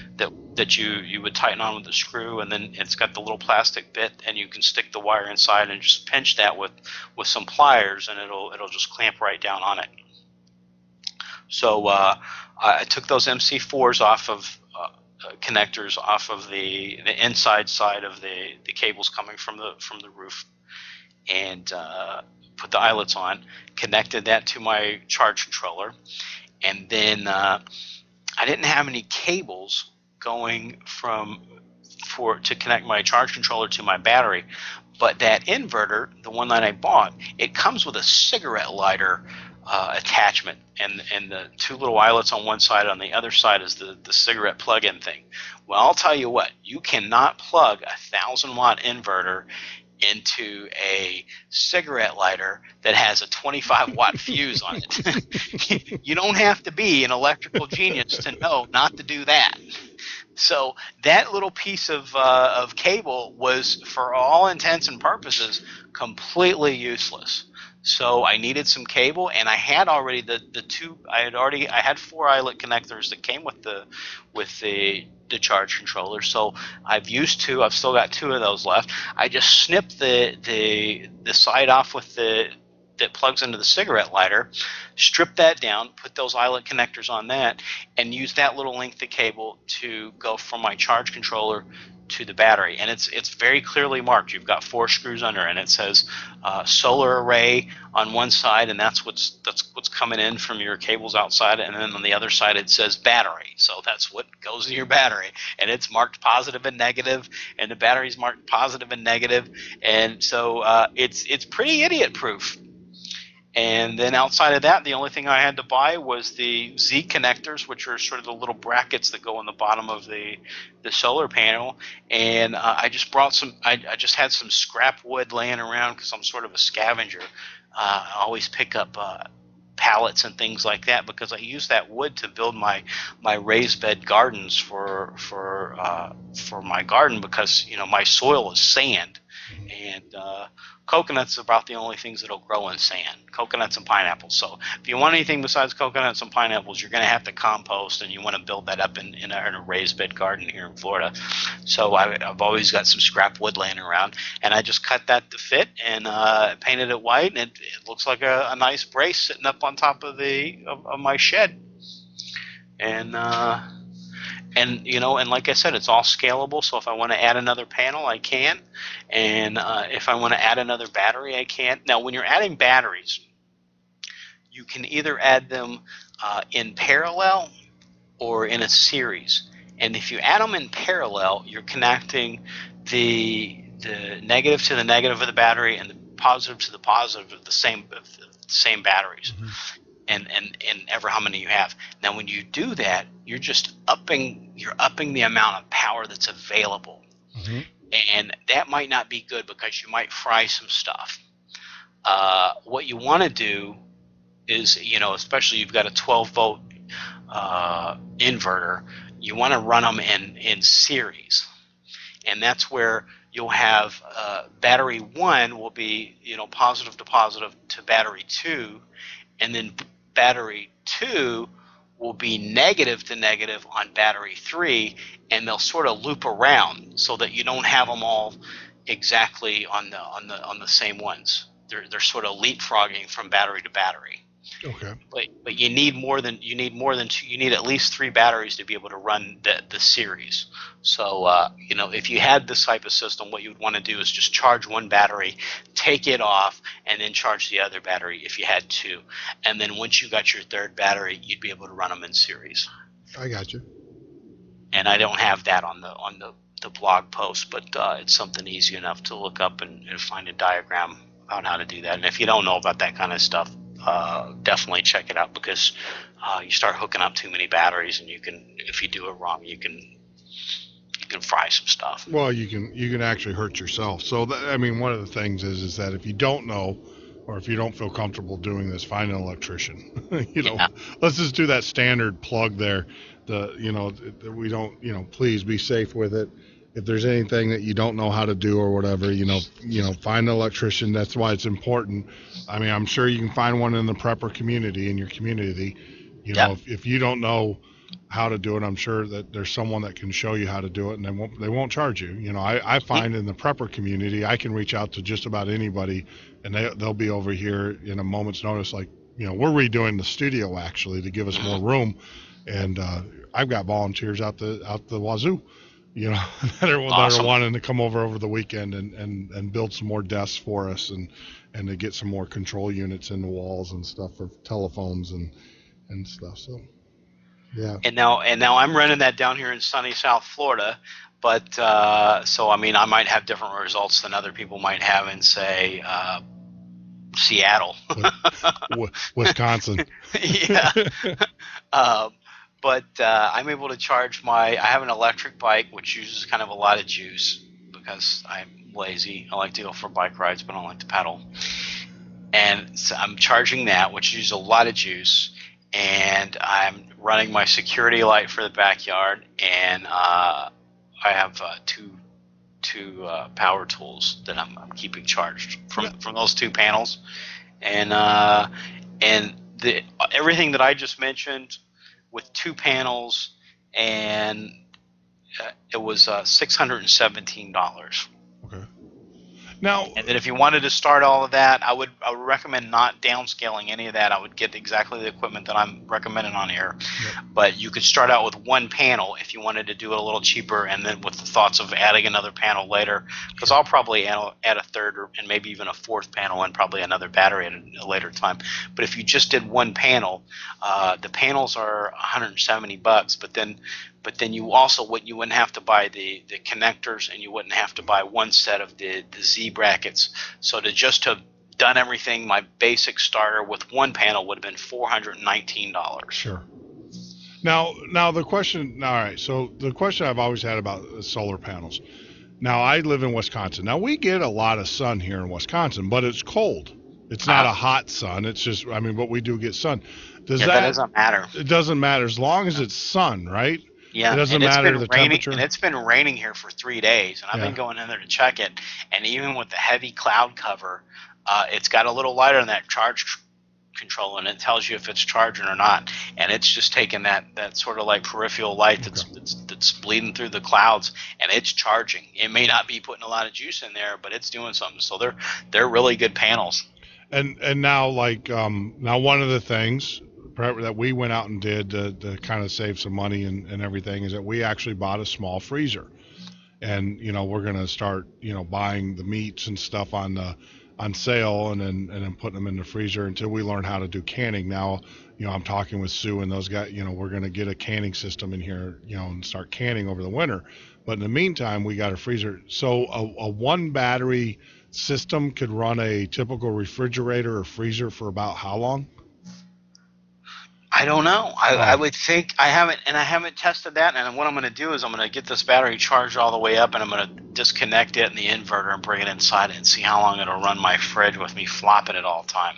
Okay. But I bet if you had the sun that I'm getting, which you might need 3 panels to get with what I'm getting with 2, because we have longer daylight. We have more daylight we have more stable amount of daylight the closer you get to the equator than what you're getting up there. But I'd say if you had 3, I bet a freezer where you're just going into it to get something out once or twice a week, because a deep freeze you're usually not in there flopping it every 15 minutes to get out a pop or some milk or whatever. I would imagine that would keep that going. Yeah, I know the freezer, that 35 amp hour battery. Yeah, our freezer, the manufacturer, wherever, when we were looking at them, they said that if we keep the doors closed, not opening it up, and keep it closed, it will keep food frozen for 24 hours. At one time. So we're, but I'm just curious because I am looking, of course, with a wind system versus because, I know, we get a lot more wind here, and I'm looking at a 400 amp or 400 watt wind turbine as well. So, like I said, I'm going to, if they'll allow me to do it. See, I live in a city where if you want to attach anything to the side of the roof, you have to have, or anything to your house, you have to have zoning and permits and stuff. So it's just, it's crazy. So, I'm looking at doing a portable system where I can pop up, and I'll do that anyways, because I'm going to put that in our mobile unit once we get that. So that's, that's great stuff. Yeah, I see a lot of people with little wind generators on their boats here. Oh, we had them on our sailboat. I mean, that's how we actually charged. We were big time sailors here in Lake Michigan, and we had the wind generators obviously on our sailboats. And I will tell you, those things with all our navigational gear, we had the full gear, GPS, Loran radar, radios, the DC electric and everything. I had 2 deep cycle batteries. They're the gel mat batteries, though they're expensive. But we never ran out of power. I can tell you that. And the boat sat, when it sat at dock, that little wind turbine was running pretty much. It ran nonstop, and we've never ran out of power. So. And we would take the boats for weekend trips down to Chicago or sail down into Chicago. And we took it for a week, and we never ran out of power. So, that was with myself and 2 of my daughters, and Sandy. So, I know they work. It's just, trying to figure out what is best. I'm the type of guy, I'm going to have 2. I mean, I'm one of each. I'm gonna have the solar panels. I'm gonna have redundancy, the wind turbine. That way, when it's windy and cloudy and the sun's not shining, you got the wind. And when it's a beautiful day and there's not a breeze in the air and the sun's beating down, you got the solar. Yep, absolutely. And what's really neat is that this. At Mountain View, I don't know if you've gone out to their site yet, but Sue, they got this stove. It's spendy. It's not cheap, but they actually have they're building a coil system in which you can run steam through it, and you use that to generate a generator as well. Oh wow! How cool! That's awesome. Yeah, it's a fully contained system. So not only can you generate your hot water, generate your heat, your hot water, but then you can put that into a steam turbine. And then you can generate your power off of your steam, stuff like that for anybody that's that has the means and wherewithal to be able to get a little bug out place. Yeah. That's really really worthwhile spend. Well, my thing is not only are you doing the steam, but then you capture the steam, you condense it, and then you got your distilled water that is safe to drink. Yep. So that's why I'm looking. It's not cheap. It's about $4,000 for the stove, and then but it has multiple uses, and it is designed as a bug out stove. You can use it for a fixed facility, or you can use it in your camper, in your boat. The guy that designed it actually designed them originally for boats, and so it's portable. So, but good stuff. Very cool. I'm gonna go out and buy me one. I was in Sam's the other day, looking at solar panels, but it's good that you did this, because your solar panels, the ones they were selling, were only like 40 watt and 60 watt panels. And I really shopped around, and I looked and saw what else you could get from other places if I didn't go to Amazon, and unless I'm buying something like a pallet of 100, I think and I'm not buying a pallet of 100. Well, when we build our fortress out in the desert, yes. But this was sort of my experimental thing to see. And then another thing that I just learned this today is that if your battery gets too charged up, your inverter won't work. It'll give you a red light that says too much power, but and it'll just click out. But it'll run the red light, and it'll run the fan in the inverter. Yeah. So what I did to run the battery down to get it to where it would work is just disconnected the panels from it and hooked up the inverter, and let that little fan and that little light just suck enough of the power out of it to where the inverter would click back on to be able to use the outlets on it. Yeah, I think we had that. You know what they told us on our boat, because we would have that on the boat every once in a while. Well, they would tell us just to flip on, because you can wire 12 volt. Because our boat was 12 volt system, it didn't have the inverter, so they would tell you just flip a light on, and that would drain it down so it would kick over. Yeah. So yep. Oh wow. So, but I mean that's a good problem. Yeah. Too much power. Yeah. Now I got to ask you. You were going to switch up. You got a raised garden at your place?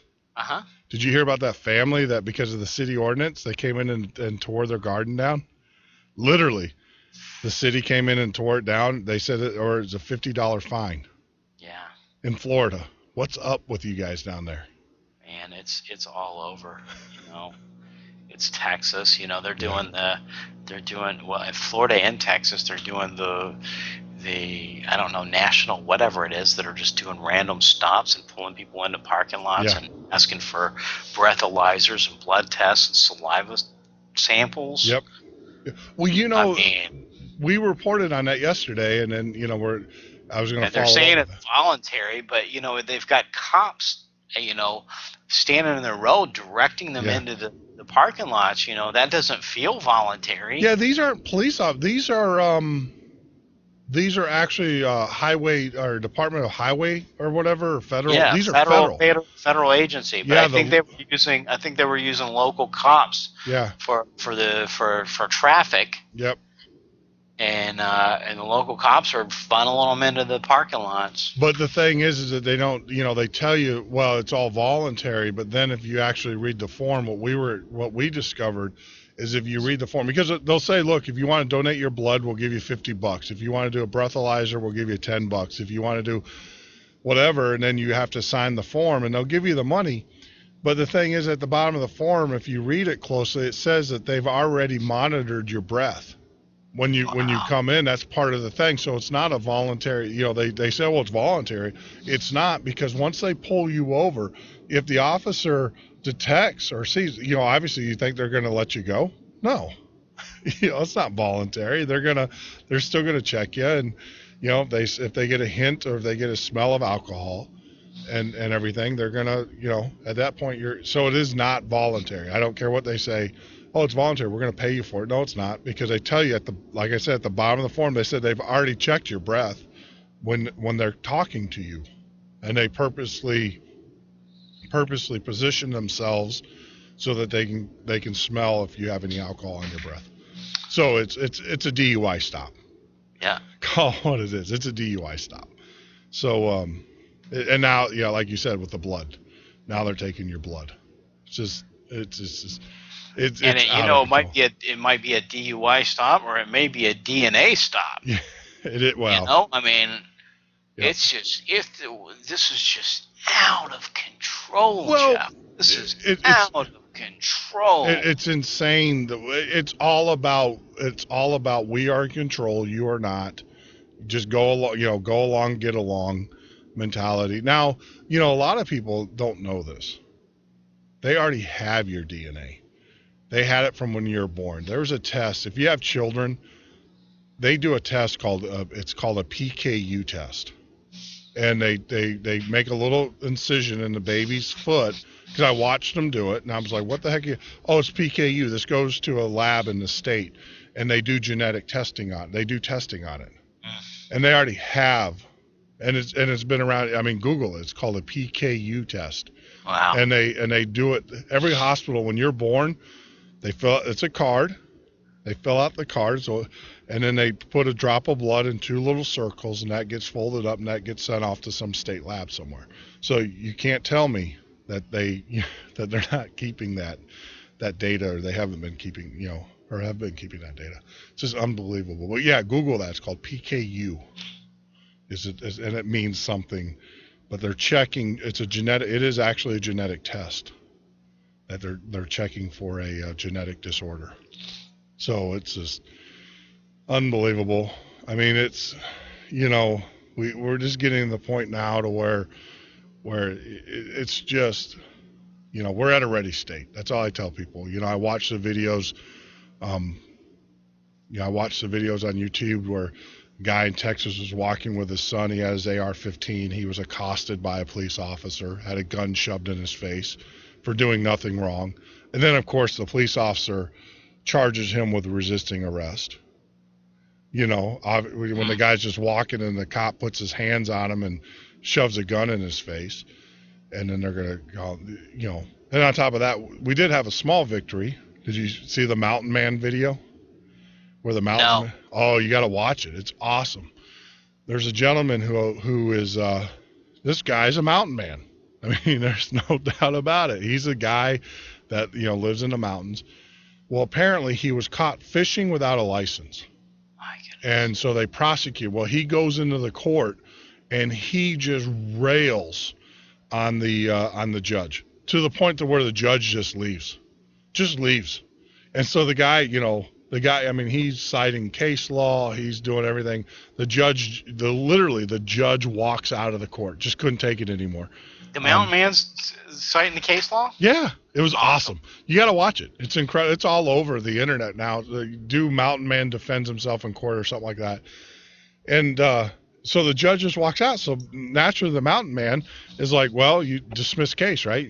If the judge walks out, you just dismiss the case. And, and that was just, it was incredible to have, to see a person stand up. And that's what we need more in our system. We need to stop being afraid, and we need to start standing up for our rights. We need to start telling, and I know everybody's fearful of getting contempt charges and getting arrested and everything, but we just need to start standing up. And there's enough, well, in our court systems up here, you can't have video cameras, you can't record anything.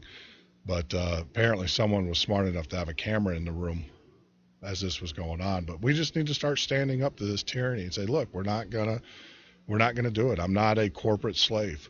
And that was his argument. He goes, I'm a free man. I'm living off my God-given right to live off the land.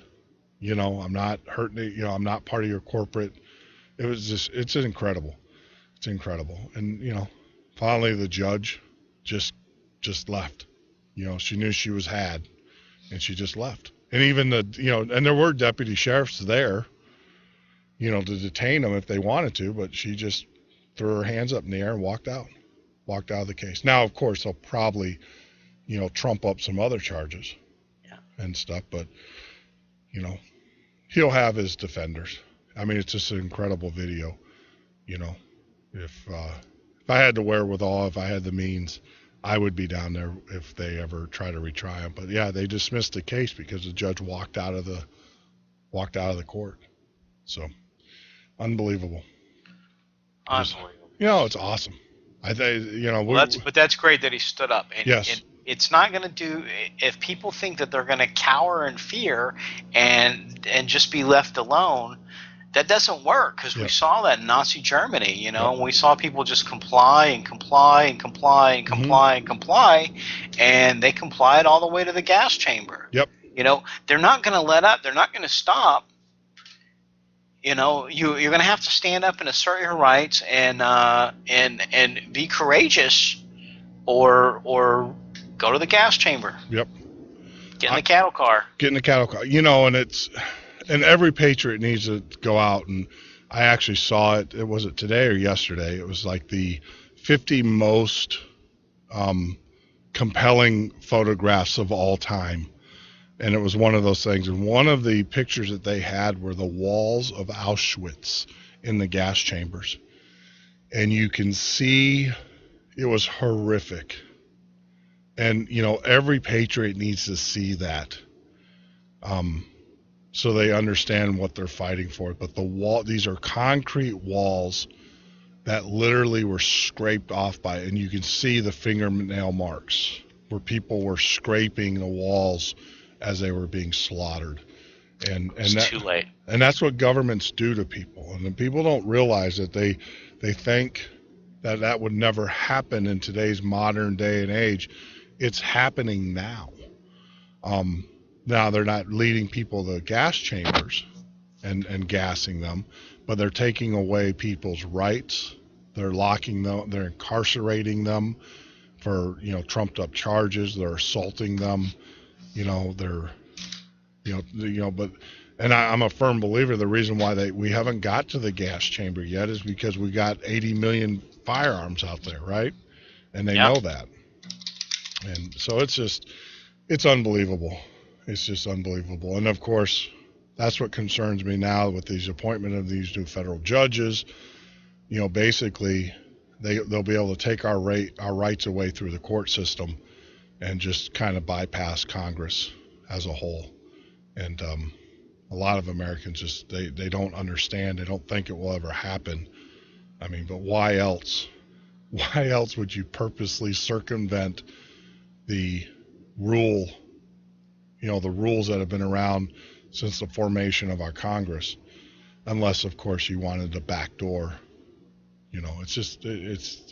They've completely twisted our system of justice, and it's all about getting control of us, the people. And there's no gas chambers now, but there weren't in Nazi Germany in 1933 when Hitler was appointed chancellor. Yep. That's it. The Auschwitz didn't pop up until. Well, the solution was in 42. That's when they came. They actually did what they call the final solution proposals was in 42. So that was 9 years after he took power. So I mean, it was a gradual thing. They were the proverbial frogs boiling in the water. Well, and this is the thing, is you got to study history, because the first thing that Hitler did, all right, is he passed a universal health system. Sound familiar? Then then they started to say, well, if you were mentally deficient or whatever, you're not going to get the care. That sounds a lot like death panels to me. And the president even said that there's a 9-member board that kind of looks at treatment cases. And then, of course, if they control the money, they can control, well, you're not going to get this treatment because it's not deemed beneficial. So, they did that. And then what else did Hitler do? He got control of the judicial system. And then from that, they were able to prosecute their cases. And sound familiar? I mean, it's just one thing, you're right. It took 8 years to get to the point in which they had a mass of people of humanity that they didn't know what to do with and didn't. So then they came up with the final solution. And he purged the military. Yeah, he purged the military. Yeah. I mean, so, that's why we read this stuff, is because we need to let people know that it does repeat itself. And I know a lot of people out there go, well, that would never happen in America. I think they're going to attempt it. You're probably right. It'll never happen because we'll fight. I mean, we'll fight. There's enough of us that will fight it. We're not going to, be like the Jews and just go along to get along. We're going to fight them. I hope so. Oh no, you're right, Jeff. No, we'll fight them. I mean, I know, I know I know personally people that are, that are gearing up, getting ready, and we've all made a vow. We're all part of that 3% group. We've all made a vow that we will not go quietly, and stuff. It's just that we just need more. We need more because this government is afraid of the masses. If you get 5,000 people in your community that are armed and they decide that they're going to protect a citizen who is standing up constitutionally, there isn't a police force in the land that's gonna touch that individual, and that's what we need. We need to get together and we need to start protecting each other. So it's crazy. It is what it is. December 5th, I'll be back, and absolutely. I guess we'll talk about canning. Can we, please? I will have my. Everybody can get an extra turkey for Thanksgiving, and we'll tell you how to can it on December 5th. That would be awesome because we are going to get a canner, and I have Sandy looking at Goodwill, which we've been spending a lot of time there, and we're looking. Yeah, if you can get one of those old ones, the real heavy duty ones, those are so much better. I mean, you can get a decent aluminum one on Amazon for a decent price. But those old ones won't work. The aluminum ones, they're pretty specific about they have to be used on a certain type of range. They can't be used on the flat top ranges. Sure. And you would never be able to, if you ever were in an instance where you had to use an open fire, you'd have to be very, very careful with the aluminum ones because they'll warp, because that's really thin metal. Now they're light and they're kind of an easier thing to store for good times, but it's good to have those old-fashioned heavy-duty ones. Yep. Those are great. I'm looking for a cast iron. I've been Craigslisting. I've been eBaying. I'm looking for the old style, the old cast iron, heavy-duty. The ones that look like something nuclear. Like a witch's cauldron. Something nuclear. Something that's going to have Homeland Security knocking on my door. Yeah. Can I help you? I think the old ones were stainless steels. What I think the old ones were, and they're the ones that have the twist knot. Yep, that's what I'm looking at. It looks like a pressure can. You have to screw them down on the side. Yeah. Yep, that's what I want. Something if we're gonna do it, I want something that's gonna be good quality and hold a good pressure. So I'm looking. So hopefully by then, by the time we get back, I'll have mine, and then I'm working with Sue. I give Sue over at Mountain View Off Grid Living. She's she's been a great resource. Because I know, Mark, you've got a real job, so I can't call and bug you during the day, and ask you and stuff. I mean, that's her job though, that's what she does for a living. So I've been calling and trying to get through to her. She's been pretty busy, I think, with the new Christmas sale. So I was gonna let things die down and then start just bugging the crap out of her, But Jeff, you can shoot me an email anytime. I'm always here for you, buddy. I appreciate it. Thank you, my friend. Thank you. Got it. Friend. So we're all in it together. Yeah, thank you. Yep, we are. So have a great holiday. Sorry the plans changed. I was just informed actually tonight that the plans were going to be changed. So we're going to North Carolina for the holidays instead of down to Florida. So I'll catch up with you later. Next time. Yeah, absolutely. I've got, like I said, my family's down there, so we got to get down there and see them and stuff. But yeah, the things even I am not in charge of my own ship. Sandy kind of runs that. We have an understanding. During the evening, I run the show, and during the day, she runs the house. So so when Mama tells me that I'm doing something, I tend to not question. It's give and take. That's right, absolutely. So take care, my friend. Have a great holiday. If I don't hear from you before then, and you always will be in our prayers and everything.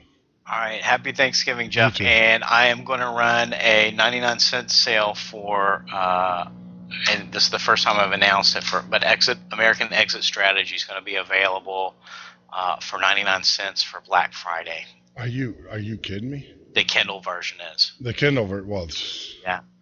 And so, I don't know how Amazon's going to work. So if you go straight to Amazon, I don't know if you're going to see it, but I'm going to have a link from Prepper Recon. You'll be able to click to get the 99 cent. Sure. You know what I'll do is, you're doing that on Friday, right? So on Thursday, make sure you send me the link for it, and then I'll still post it on our Thursday night show, and we'll let all of our audience know that they can download it. But everybody out there, listeners, guys, stay home with your family on Thanksgiving. Don't go shopping. Yes. Don't go to the movies. Stay home with your family. If you can't stand your family, go to your friends. If you don't have any friends, stay home alone. But let the people that work, let them have a day. Yes. Let the people in the retail sector send a message to all the big retail outlets that we don't have to shop every single day of the year, that we need one day to be with our families and to be thankful to our God for what we have.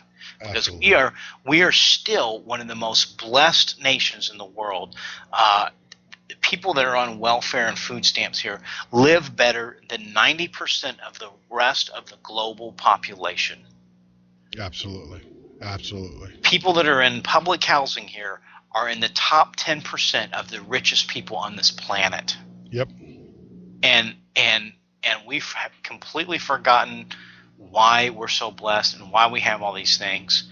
And historically, all through the Bible, when that happens, when people turn their back on God, God turns his back on them. Yes. And it's not pretty when that happens. And I think that day's coming for us. Yep. And that's why we're prepping, and that's why we're praying up. Yep. For most, not for us.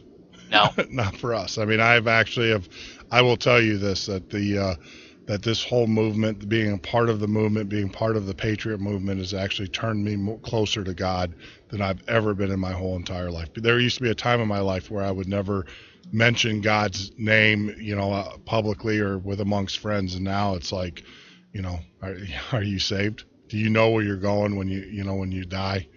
And I attribute it to the whole movement, being part of this movement, and the people like yourself that I've associate with that, and for that I am forever grateful. So Mark, take care. We will be in touch, my friend. And watch Charlie Brown. I think it's called the Charlie Brown Mayflower Voyagers. And I think you can look that up on YouTube. Okay.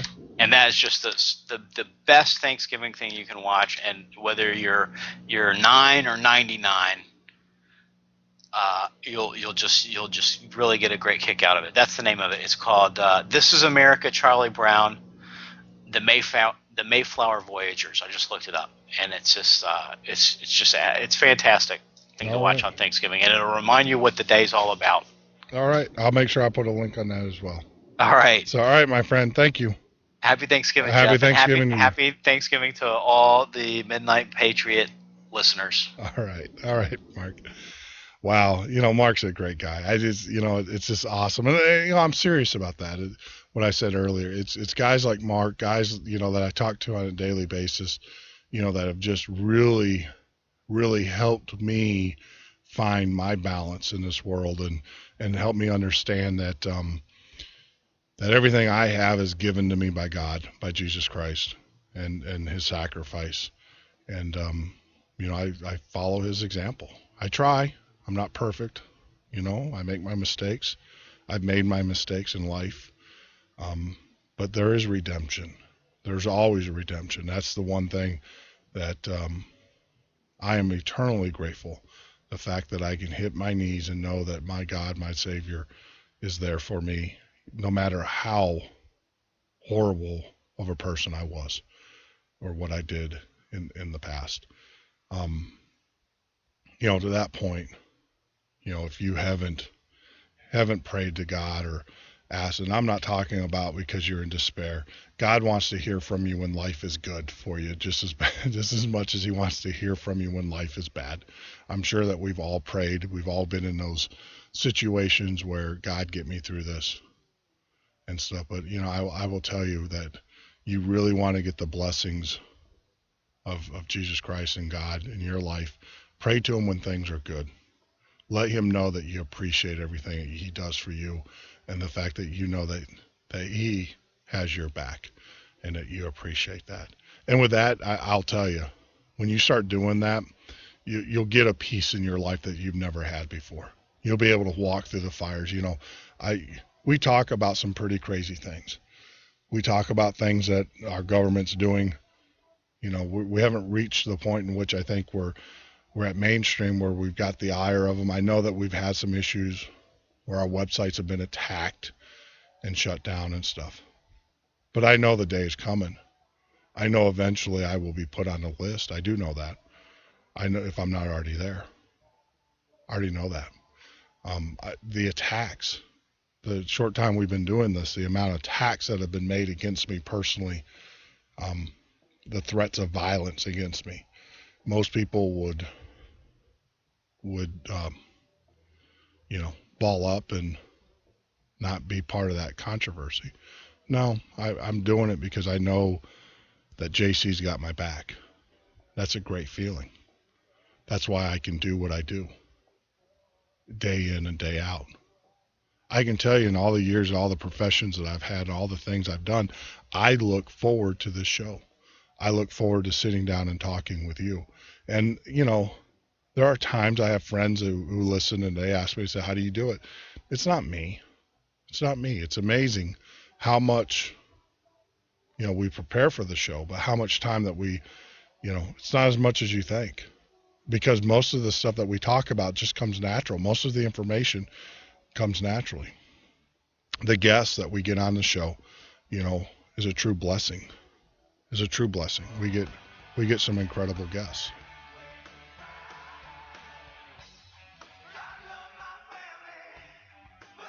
But you're listening to the Midnight Patriot radio show and podcast. I'm your host, Jeff Norton. If you want to join us on the web, go to www.themidnightpatriot.com. That is www.themidnightpatriot.com. When we get back from the break, we'll do a little bit of news. Take your calls at 1-800-580-4870. Walking through that door, leaving with my head held high.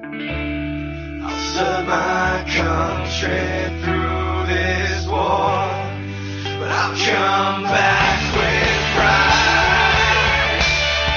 And I'll go walking through that door, I'm leaving with my head held high. Serve my country through this war, but I'll come back with pride. 'Cause all my children love me. I'll come back alive.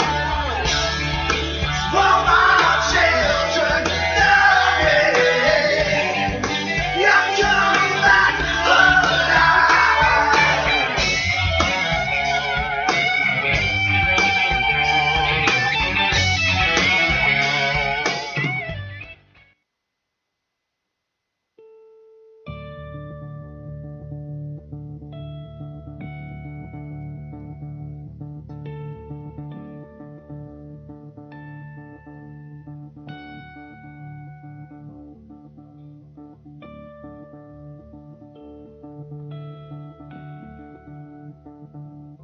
Oh, say, can you see by the dawn's early light what so proudly we hailed at the twilight's last gleaming, whose broad stripes and bright stars through the perilous fights, oh, the ramparts we watched were so gallant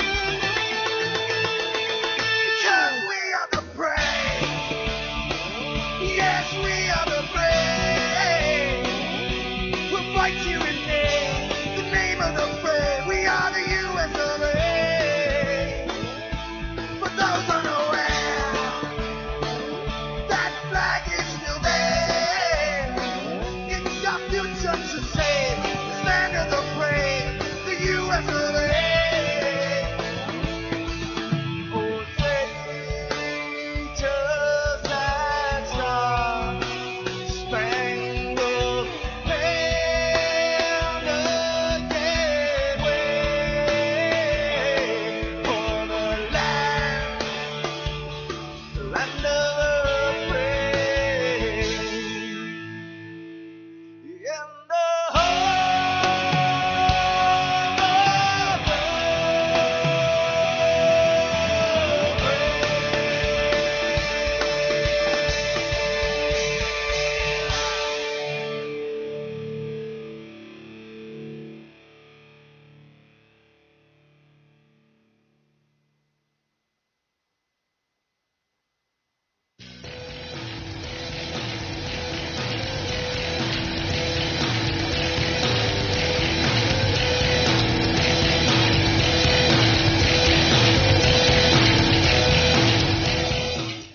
You're listening to the Midnight Patriot Radio Show and Podcast. I'm your host, Jeff Norton. You can join us live Monday through Friday, 9 p.m. till 12 a.m. Central Standard Time, or on the web at www.themidnightpatriot.com. That is www.themidnightpatriot.com. If you'd like to join in the conversation, you can actually give us a call at 1-800-580-4870. That's 1-800-580-4870. The lines are open. We are on a new hybrid system, so the good news is that we'll have a better quality than we've ever had before for taking your calls, your questions, your comments. So if you'd like to join in the conversation, feel free to give us a call.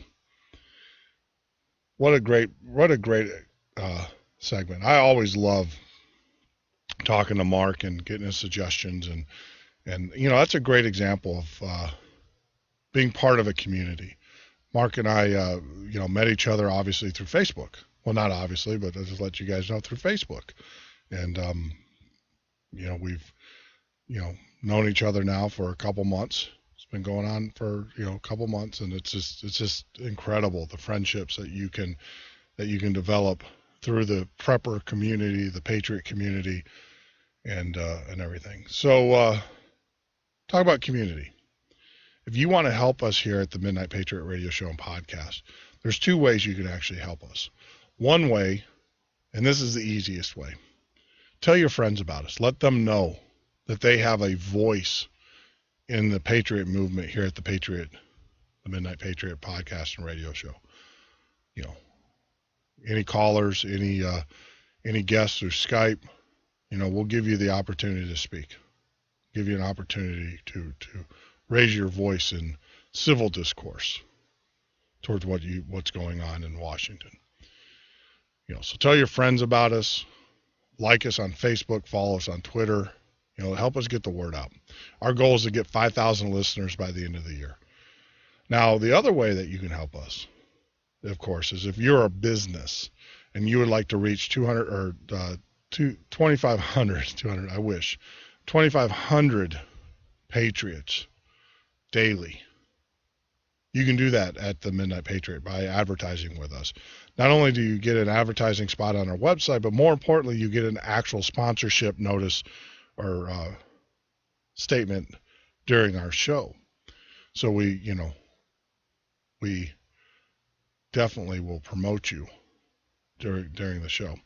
And then, that goes out to about 2,500 listeners a day. That's how many people we have downloading through Stitcher, iTunes, all of the different services that we belong to. The other thing that we're going to do is, if you do sign up for our affiliate program and you are a business owner, we will actually do a joint marketing with you.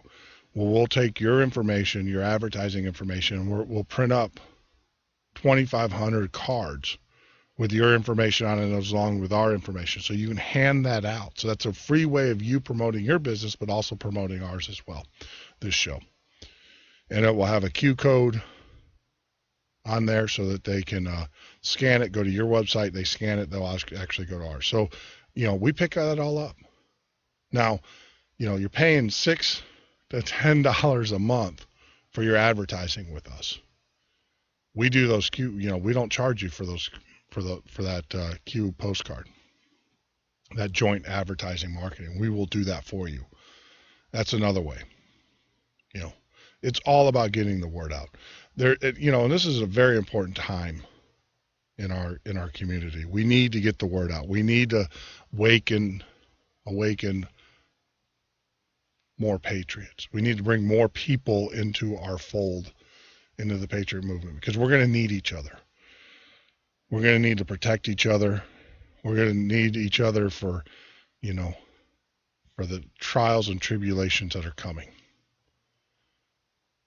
It's just a matter of time before they're in our streets, before they're searching your car. They're already doing it, but,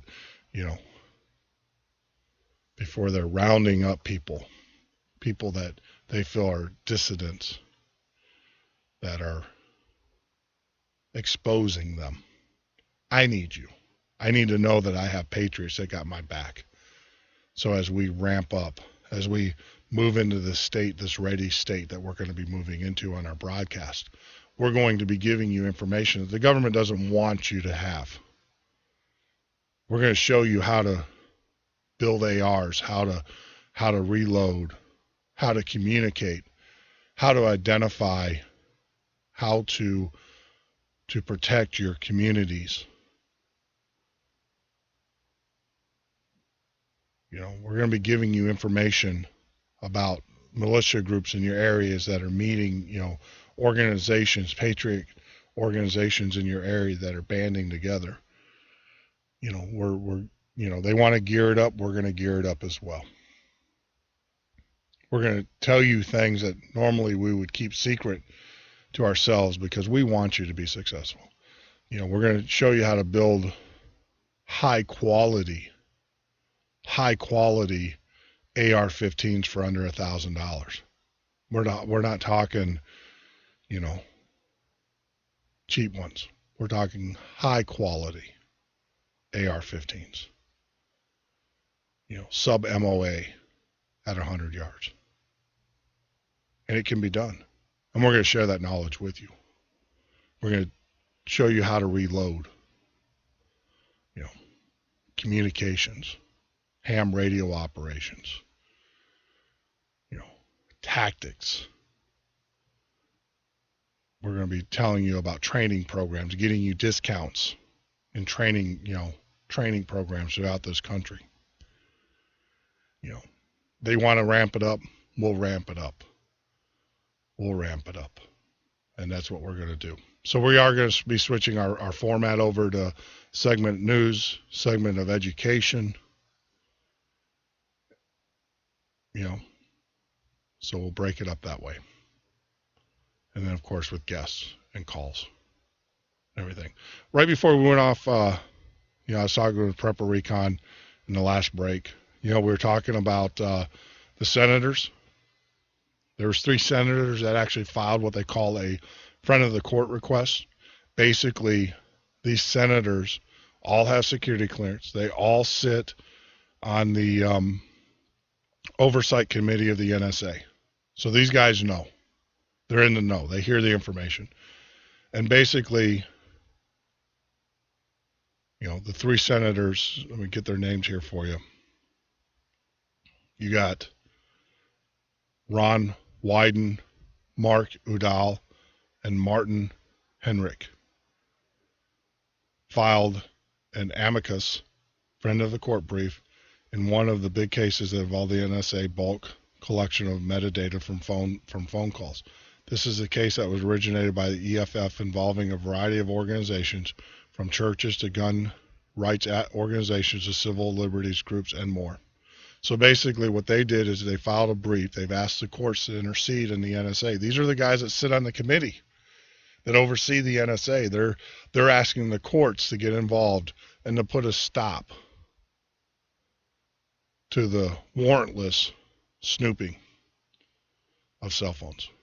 And they clearly say that there hasn't been one case, one shred of evidence, one speculative bit of evidence that says that this program has helped combat terrorism in the United States. Not one. So now you have senators who are starting to wake up. Individuals who are starting to see that this government has become tyrannical. And when they sit up there and they constantly lie to us, they tell us, be fear of the boogeyman. The problem is the boogeyman's not not Al-Qaeda for us.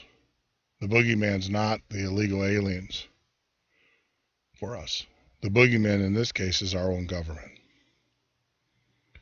And so we're starting to see more and more backlash. But I wanted to follow up and give you the names of those senators in our last call, or in our last conversation that we had. You know, of course, we talked about the nuclear option and the fact that it can't be undone. Now, it can be undone, but it will take a great amount of congressional wrangling to do it. So it's almost near impossible, is what the experts are saying. That's what the experts are saying. You know, some of the other things, you know, we want to talk about in news. You know, we hit on a little bit about the illegal, you know, the pulling over and asking for blood. Yes, that is going on in Texas and Florida. It's part of a highway safety program in which they want to get a census of how many people are actually driving on the roads impaired. That's what they say. But of course, they draw blood, take a saliva, you know, a saliva check you for whatever, you know. And of course, when you sign the information, then they're going to pay you $50 or whatever it is. But you're signing the information. They clearly, when you read the documents that they produced, when you agree to this, you also agree that that information will be stored into a database. So it's only a matter of time. It's only a matter of time. You know, some other news. You know, we talk about Common Core here. Here's a student who was asked to do a Common Core assignment. And so they did the assignment. The teacher asked him to you know, do this assignment.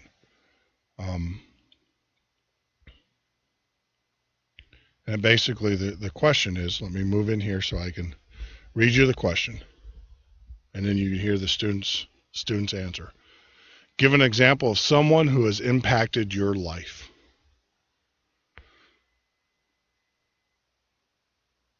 So this student wrote,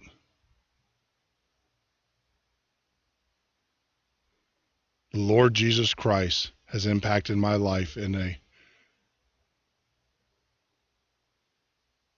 can't read the rest of it because they chopped it off. Actually, the student has very good reading, or very good writing. But in essence, the teacher, so give me an example of someone who's impacted your life. And the student wrote, the Lord Jesus Christ has impacted my life. And then they go on to give their example. The teacher then gives the student an F and says, remove Jesus, please. Puts an exclamation point. And wherever the student writes Jesus Christ, they mark through it. They mark through it. And the student got an F. If that's not an example of the attack and the indoctrination that's going on in our public school systems, I don't know what is. I don't know what is. We can sit here all day long and give you those examples. How about the father yesterday in Tennessee, not yesterday, but last week in Tennessee, that goes to go pick up their kids and is arrested because he didn't drive. He didn't drive the school. He walked because the school implemented a new policy in which all students have to be put into a car. Well, this father didn't want to wait in line, so he walked to school to pick up his kids, and they arrested him because he didn't follow the rules. He didn't follow the rules. Even though they did we're finding out that they violated the law, because there's a Tennessee statute that says that when a parent shows up to a school to pick up their child, the school cannot refuse that parent. It's a law. Even the superintendent of schools, who is new to the area, is not from the Tennessee area, was not aware of that law. Once again, your children are no longer your children. That's what happens when you give control to a government. That's what happens when you ask the government to be your babysitter. You got exactly what we paid for. Because many a times, we view our schools and our teachers as babysitters for our kids as we go off and do whatever we're doing. Some of us are going off, obviously working and doing what they got to do to survive. But I ask you this. Name a couple sports figures. Name a couple actors. You can probably come up with a pretty good list. Name one of your students' teachers. Better yet, name your principal. Name the principal of your student where they attend school. Most people can't even answer that. So we can sit here and we can complain all day long about Common Core and, oh my gosh. But it's hypocritical. Because if you don't get involved in your kids' education, their teachers, and what they do, then this is what you get. By you not being involved, it gives the government free rein to warp your children's mind and to put this type of crap. When's the last time you sat down with your kids and actually looked at their homework? Sat down with them and reviewed their homework papers. You'll be shocked. You're going to find that in most cases, what we report here at the Midnight Patriot is going on at your children's school. It's not happening at some other school or in some other town. It's happening right here in our neighborhoods, in our schools. So the next time you have an opportunity, actually the next time you see your child, create the opportunity, sit down with them and go over their homework. It will amaze you. It will scare you and it will anger you when you see the type of reprogramming that they are now doing under the guise of Common Core. It's unbelievable. Unbelievable. Well, teacher can give you an F in school. I don't hate to say. She just got an F in life. Or he. God doesn't look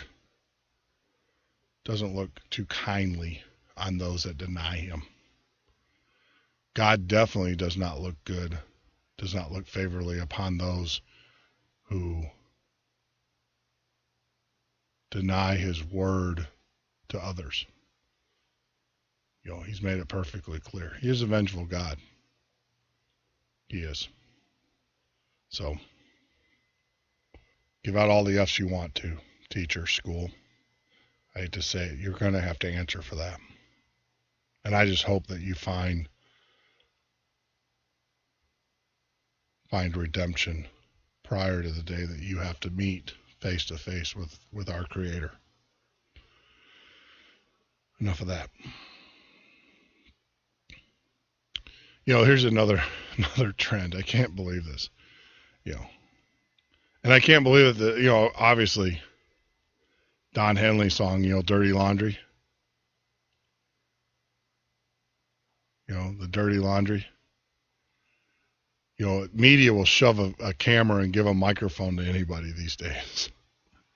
But there is a trend going on in news, and it's part of the gun grabbing trend. Where criminals who get shot in their crime by concealed carry holders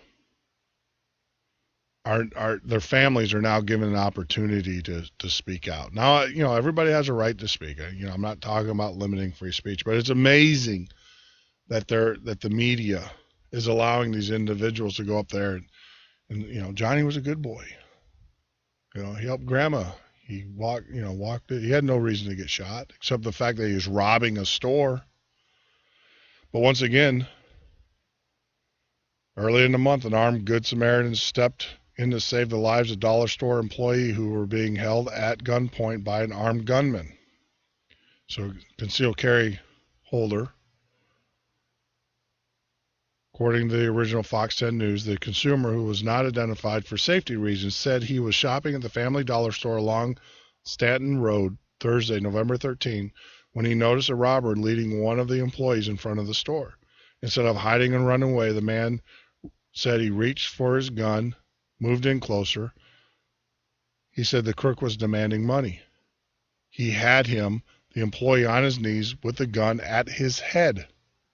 The customer told Fox 10, I drew my gun and I drew my gun on him and said, hey, don't move. At that point, he swung around, and before he had a chance to aim the gun at me, I fired. Now, the suspect lived through the incident and is being treated at our hospital for injury. Now, the family of the suspect who was shot is speaking out. Now, of course, the family, the news, Fox 10 puts them on the air. Family member who did not want to be identified said that White should have never been shot to begin with. Excuse me? If his customer's life was not in danger, if he had not had a gun up to him, if he had not pointed a gun at him, what gives him the right to think that it was okay to just shoot somebody, said a relative. You should have just left the store and went whenever. So there you go. That's the mentality. Oh, just let it go. They don't understand. A criminal in society is a threat to society, and if I am a contributor to that society, it is a threat to me. It's a threat to you. Right? These criminals, these family members, that's the mentality. That is the mentality of the criminal mindset in this country. I say we need more of this. We need more men. I've always said this. We need more men and women who will stand up and say no more. When they see crime and they see lawless, they take action. If the police aren't going to be there to protect us, if they're too busy searching illegally our cars, doing illegal stops, searches, and seizures, then what we need to do is do their job for them and start protecting ourselves, our neighborhoods, our communities. That's what we need. And then hopefully the police will get on board. If not, so be it. So be it. Hats off. And this Nimrod here, he was a good boy. He took grandma, except for the time when he held up the family and he put a gun to the clerk's head. Unbelievable. Can't even believe the press even put that out there. Don't even, whatever. That's their business. Whatever, I guess whatever, as Don Henley would say in his song, Dirty Laundry. Whatever would sell. Right?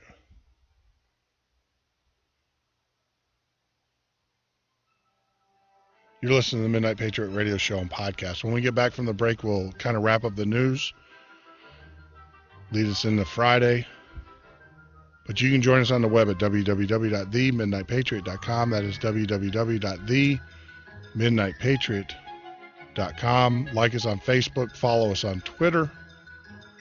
Help us get the word out. Let your friends, neighbors, all fellow patriots know about us.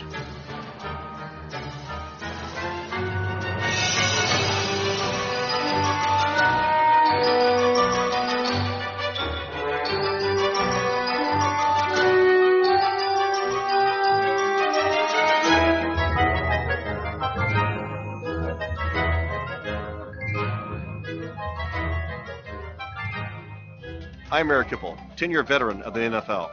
I'm Captain Mark McNeil, 16-year veteran of the Army National Guard. Whether on the playing field or the battlefield, you must be both physically and mentally fit. If you're injured, you owe it to yourself and your teammates to get back to peak performance. It doesn't matter if you've got a broken bone, depression, a traumatic brain injury, PTSD, or another psychological wound. Getting help shows strength, not weakness. To find out more, go to realwarriors.net or call. Out of control spending. A government that no longer works. for the people. Had enough? Then vote for Stone Anthony for president. Replace politicians with a citizen statesman. www.stoneanthony2016.com. America, welcome home the brave. The brave men and women who serve their country are coming home. Home to their cities and towns. Home to their mountains and valleys. Home to their families and friends. Home to America. Some of these warriors are coming home with wounds you can see, and some with wounds you can't see, like post-traumatic stress disorder. Wounded Warrior Project was created to provide the support these wounded veterans need to ensure their return to America is well-adjusted and successful. But we need your help to ensure that our mission is a success. Help us honor and empower these wounded warriors. Contact us at findwwp.org. America, welcome home the brave. In a moment, cancer changed our lives forever. We were told nothing could be done to enjoy these final moments together. But in that moment, when all seemed lost, St. Jude Children's Research Hospital gave us hope. Because at this moment, St. Jude Children's Research Hospital is saving lives with pioneering research and care. We're changing the way the world treats childhood cancer by sharing our discoveries with doctors and scientists everywhere. And we'll never have to pay St. Jude for anything, ever. At this moment, she wants to be in her own bed. I want to be back at school with my friends. I want to be outside playing. Please take a moment and join St. Jude in finding cures and saving children.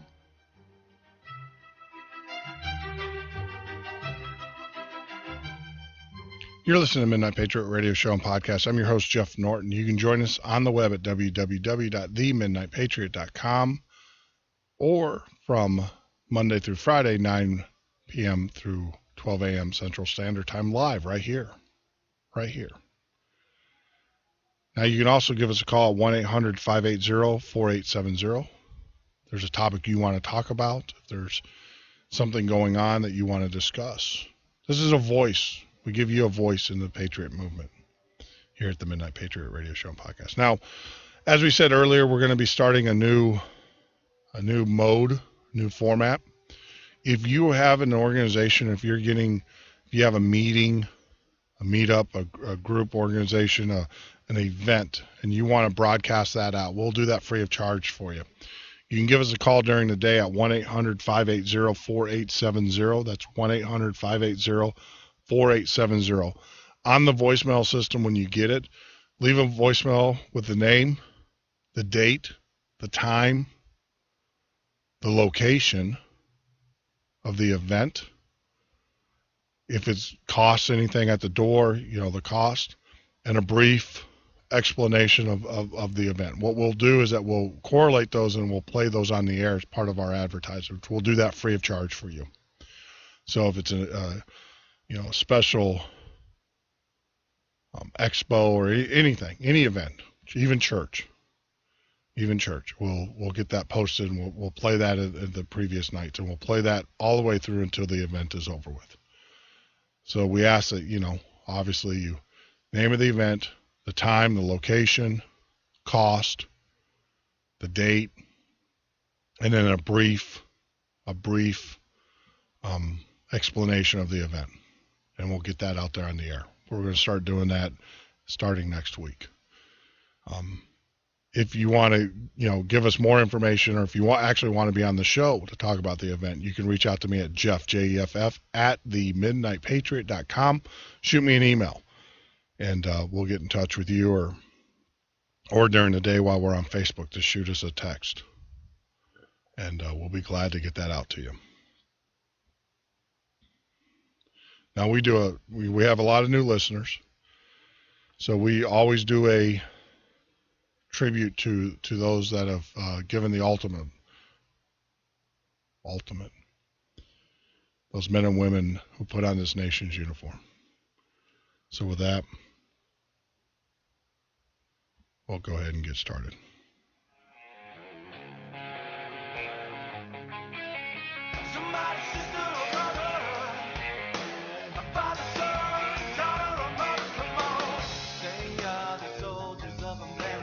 Army Staff Sergeant Alex A.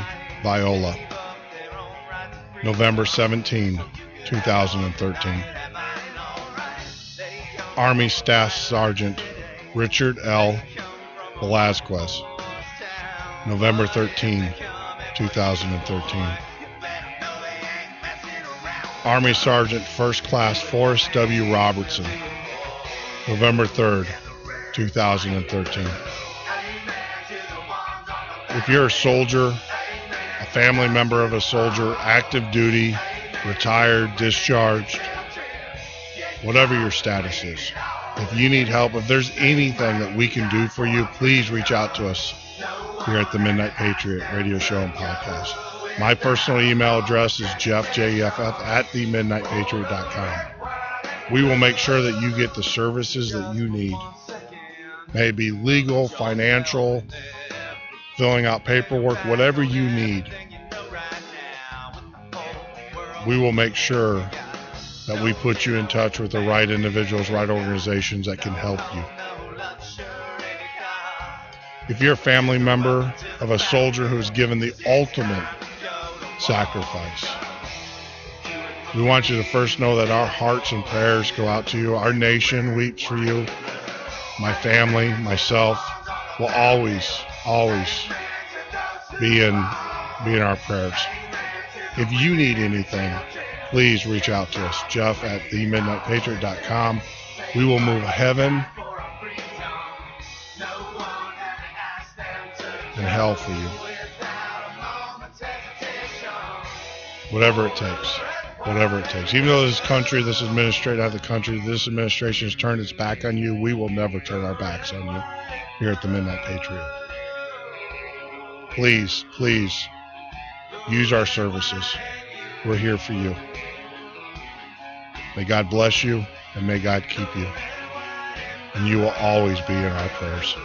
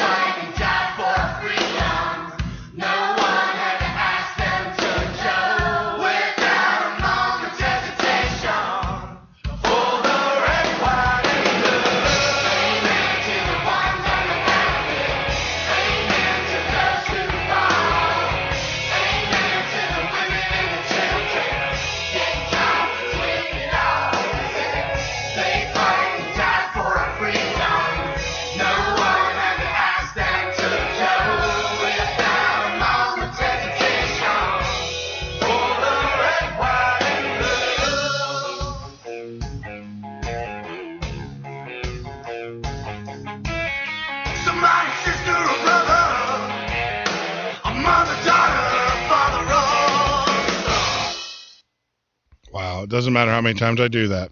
It always gets to me.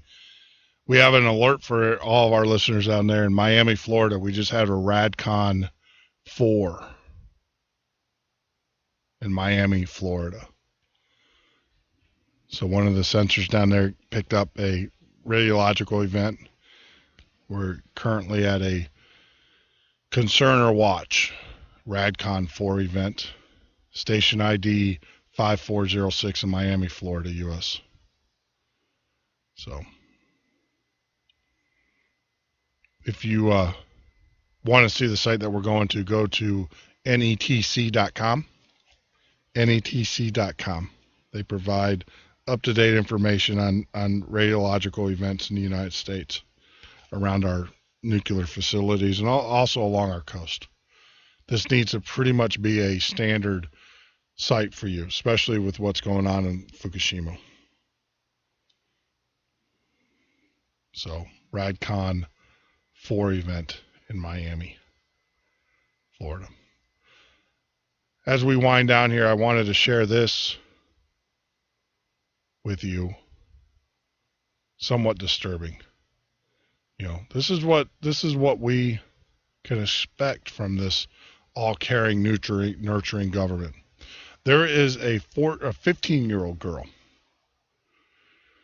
who, for whatever reason, medical reason, she's been diagnosed with mitochondrial disease in the heart. Mitochondrial valve is actually in the heart.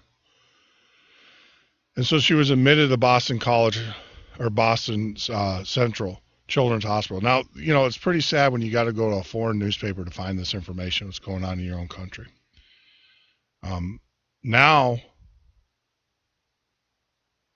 she's being kept there against her will. She's communicating with her family through origami. She's writing notes to her mom and dad, and she's putting them inside origami. Obviously, since the story's been posted, I'm sure she has no way of communicating with her family. Now, you got to ask, why is she writing? Were her parents deemed unfit? No. What it is that the doctors claim the teen is in fact suffering from a mental illness that manifests itself in physical symptoms. So what did they do?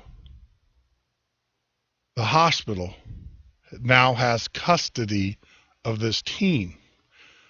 They found a judge, and they've taken the parents' rights away, and now they have custody, to the point in which the teen now has to communicate with her mom and dad through hidden messages.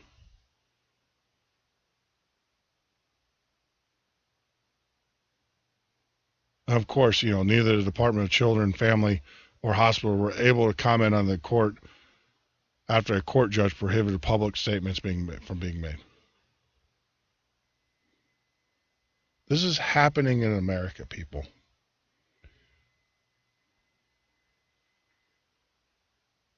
This is happening right here in our own country. Your children are no longer, according to this government, no longer your responsibility. The all-caring, loving government.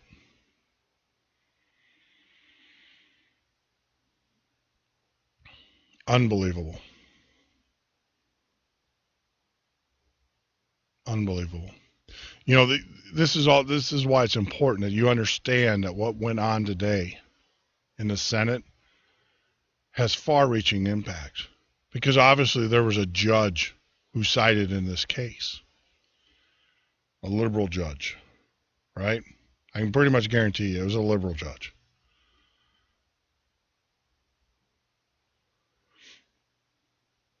Got to take care of the kids. Take them away from the family. Now, the mom and dad didn't do anything wrong. Even if the child did have a mental disability or a mental issue, why would the court systems of this country take the parents away from this child?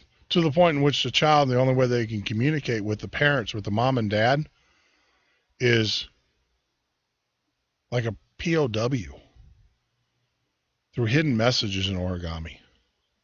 Senators, you want to do something that's constructive, that actually does something for the American people, get involved in this case. But of course you won't. There's no votes there for you.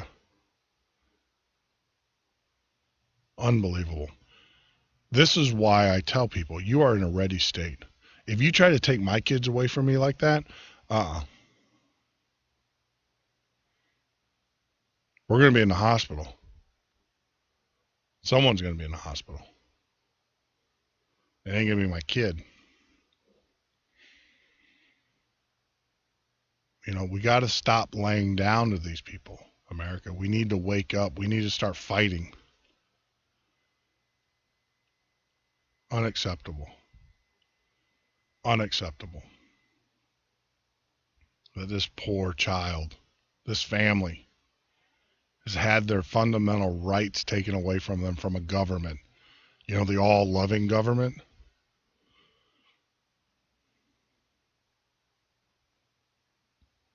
This is why we put up the fight. This is why we do this show. To get the word out, to let you know. If it can happen to them, it will happen to you. It's only a matter of time. It's only a matter of time. Get involved. But that was actually reported. If you guys want to read the article, that was actually reported on Mail Online, a UK-based news organization. Just unbelievable. Just unbelievable. But yes, it does happen here in America.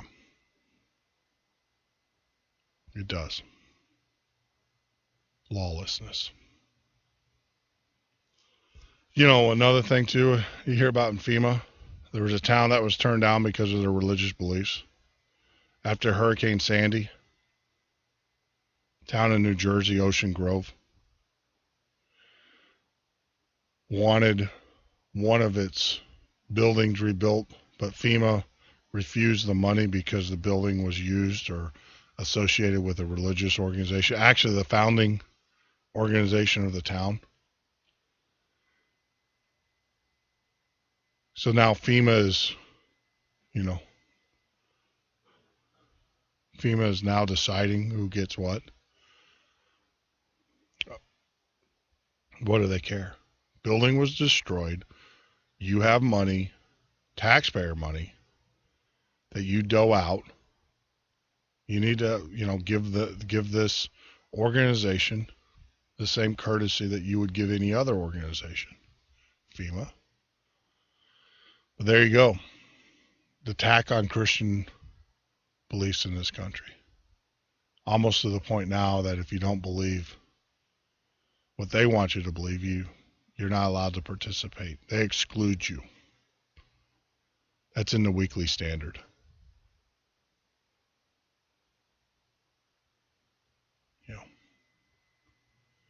It's sad. It really is.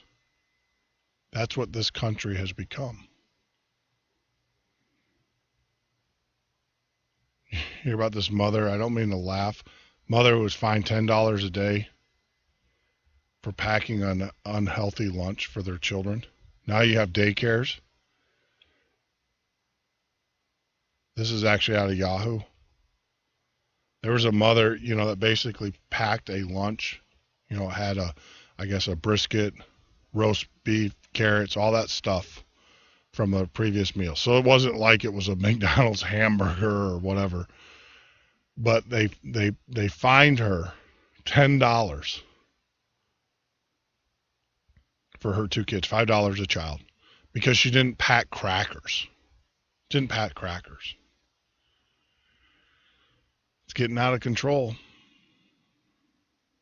See, the reason why these organizations can get away with this kind of crap is because our government gets away with it all the time. Because no one stands up to them. Now, obviously, you can take this child, a lot of people will take your child to daycare. It's not that easy, America. It's hard to find daycare in some cases, daycares that you trust. But, unbelievable. $10 because they didn't. And they cited they didn't pack crackers for their child. Had meat, potatoes, milk, everything else. But didn't pack crackers. So now they had to pay the fine. Washington Times this season, I don't know if you guys heard about this. I talked about 2 weeks ago where the Homeland Security broke into a journalist's home. And the reason why they were there is they said it was a gun charge. But no guns were seized or anything else. But this journalist was critical into actually releasing information about issues at Homeland Security, writing critical articles about them. Of course, they sent in their jackboot Nazis. See, that's what we're fighting against, America. This is no longer a rule of common law. This is a rule of thuggery, of thievery, of intimidation. So they kicked in the doors, in their paramilitary outfits. They went in, they searched the house, supposedly looking for guns. No guns were found. No guns were taken. But then, of course, they take all of the information that this reporter had on Homeland Security. So now Washington Press is now suing for that. The copies. Remember the promise? Well, can't trust this president. He's a liar. We've already proven that. But remember, this is transparent government. Remember that? No. More and more reporters are coming forward saying that this is the most totalitarian regime ever. It's a regime. It's not even a government. It's a regime. They are threatened, intimidated, threatened with prosecution, their livelihoods, because they report the truth. This government doesn't want the truth out. As long as you report lies, you're good to go. The minute you report the truth in this government, though, expect to jackboot Nazis. And that's what they are. They're Nazis. And they need to be treated as such. They really do. I'm not an advocate of hurting law enforcement, but I'm telling you, you better have a solid reason on why you're coming through my door. Because I will defend my family. I will defend myself. And my patriot friends out there will also help come to my aid, my rescue. And there's more of us than you. I can tell you that. That's just, But once again, they trumped up charges to get the warrant that were not true. And then, of course, they got the information that they truly wanted, which was information that she had, that she was writing an expose on Homeland Security. And we know the Homeland Security, their systems that they have in place have not impeded, have not kept anybody safe. They can't cite one case, not one, in which they saved passengers on an airplane. Not one. They were given the opportunity. They still haven't done it.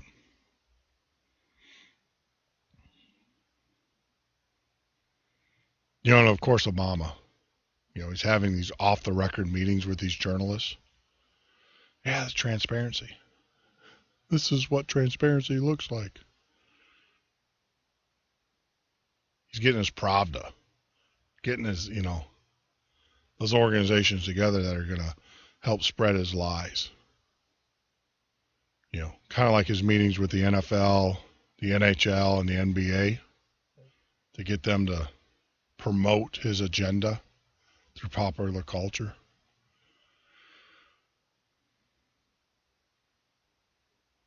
The first NFL, I don't watch NBA, I don't baseball, watch it series, but I can tell you this, the first NFL game I see where they're openly promoting Obamacare and his agenda will be the last game I ever watch. And I'm a Packers fan, but I will turn it off. I'm a Patriot first, and I will turn it off. It'll be the first time, and it will be the last time I ever watch an NFL football game, ever.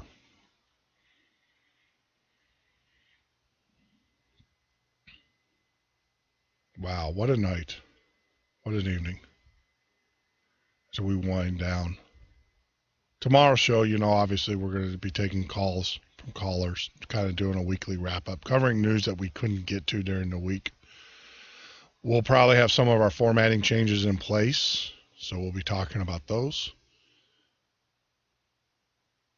We'll have our news servers in over the weekend. We're going to be working on the studio this weekend, bringing up some new phone lines, making some more room for some desks.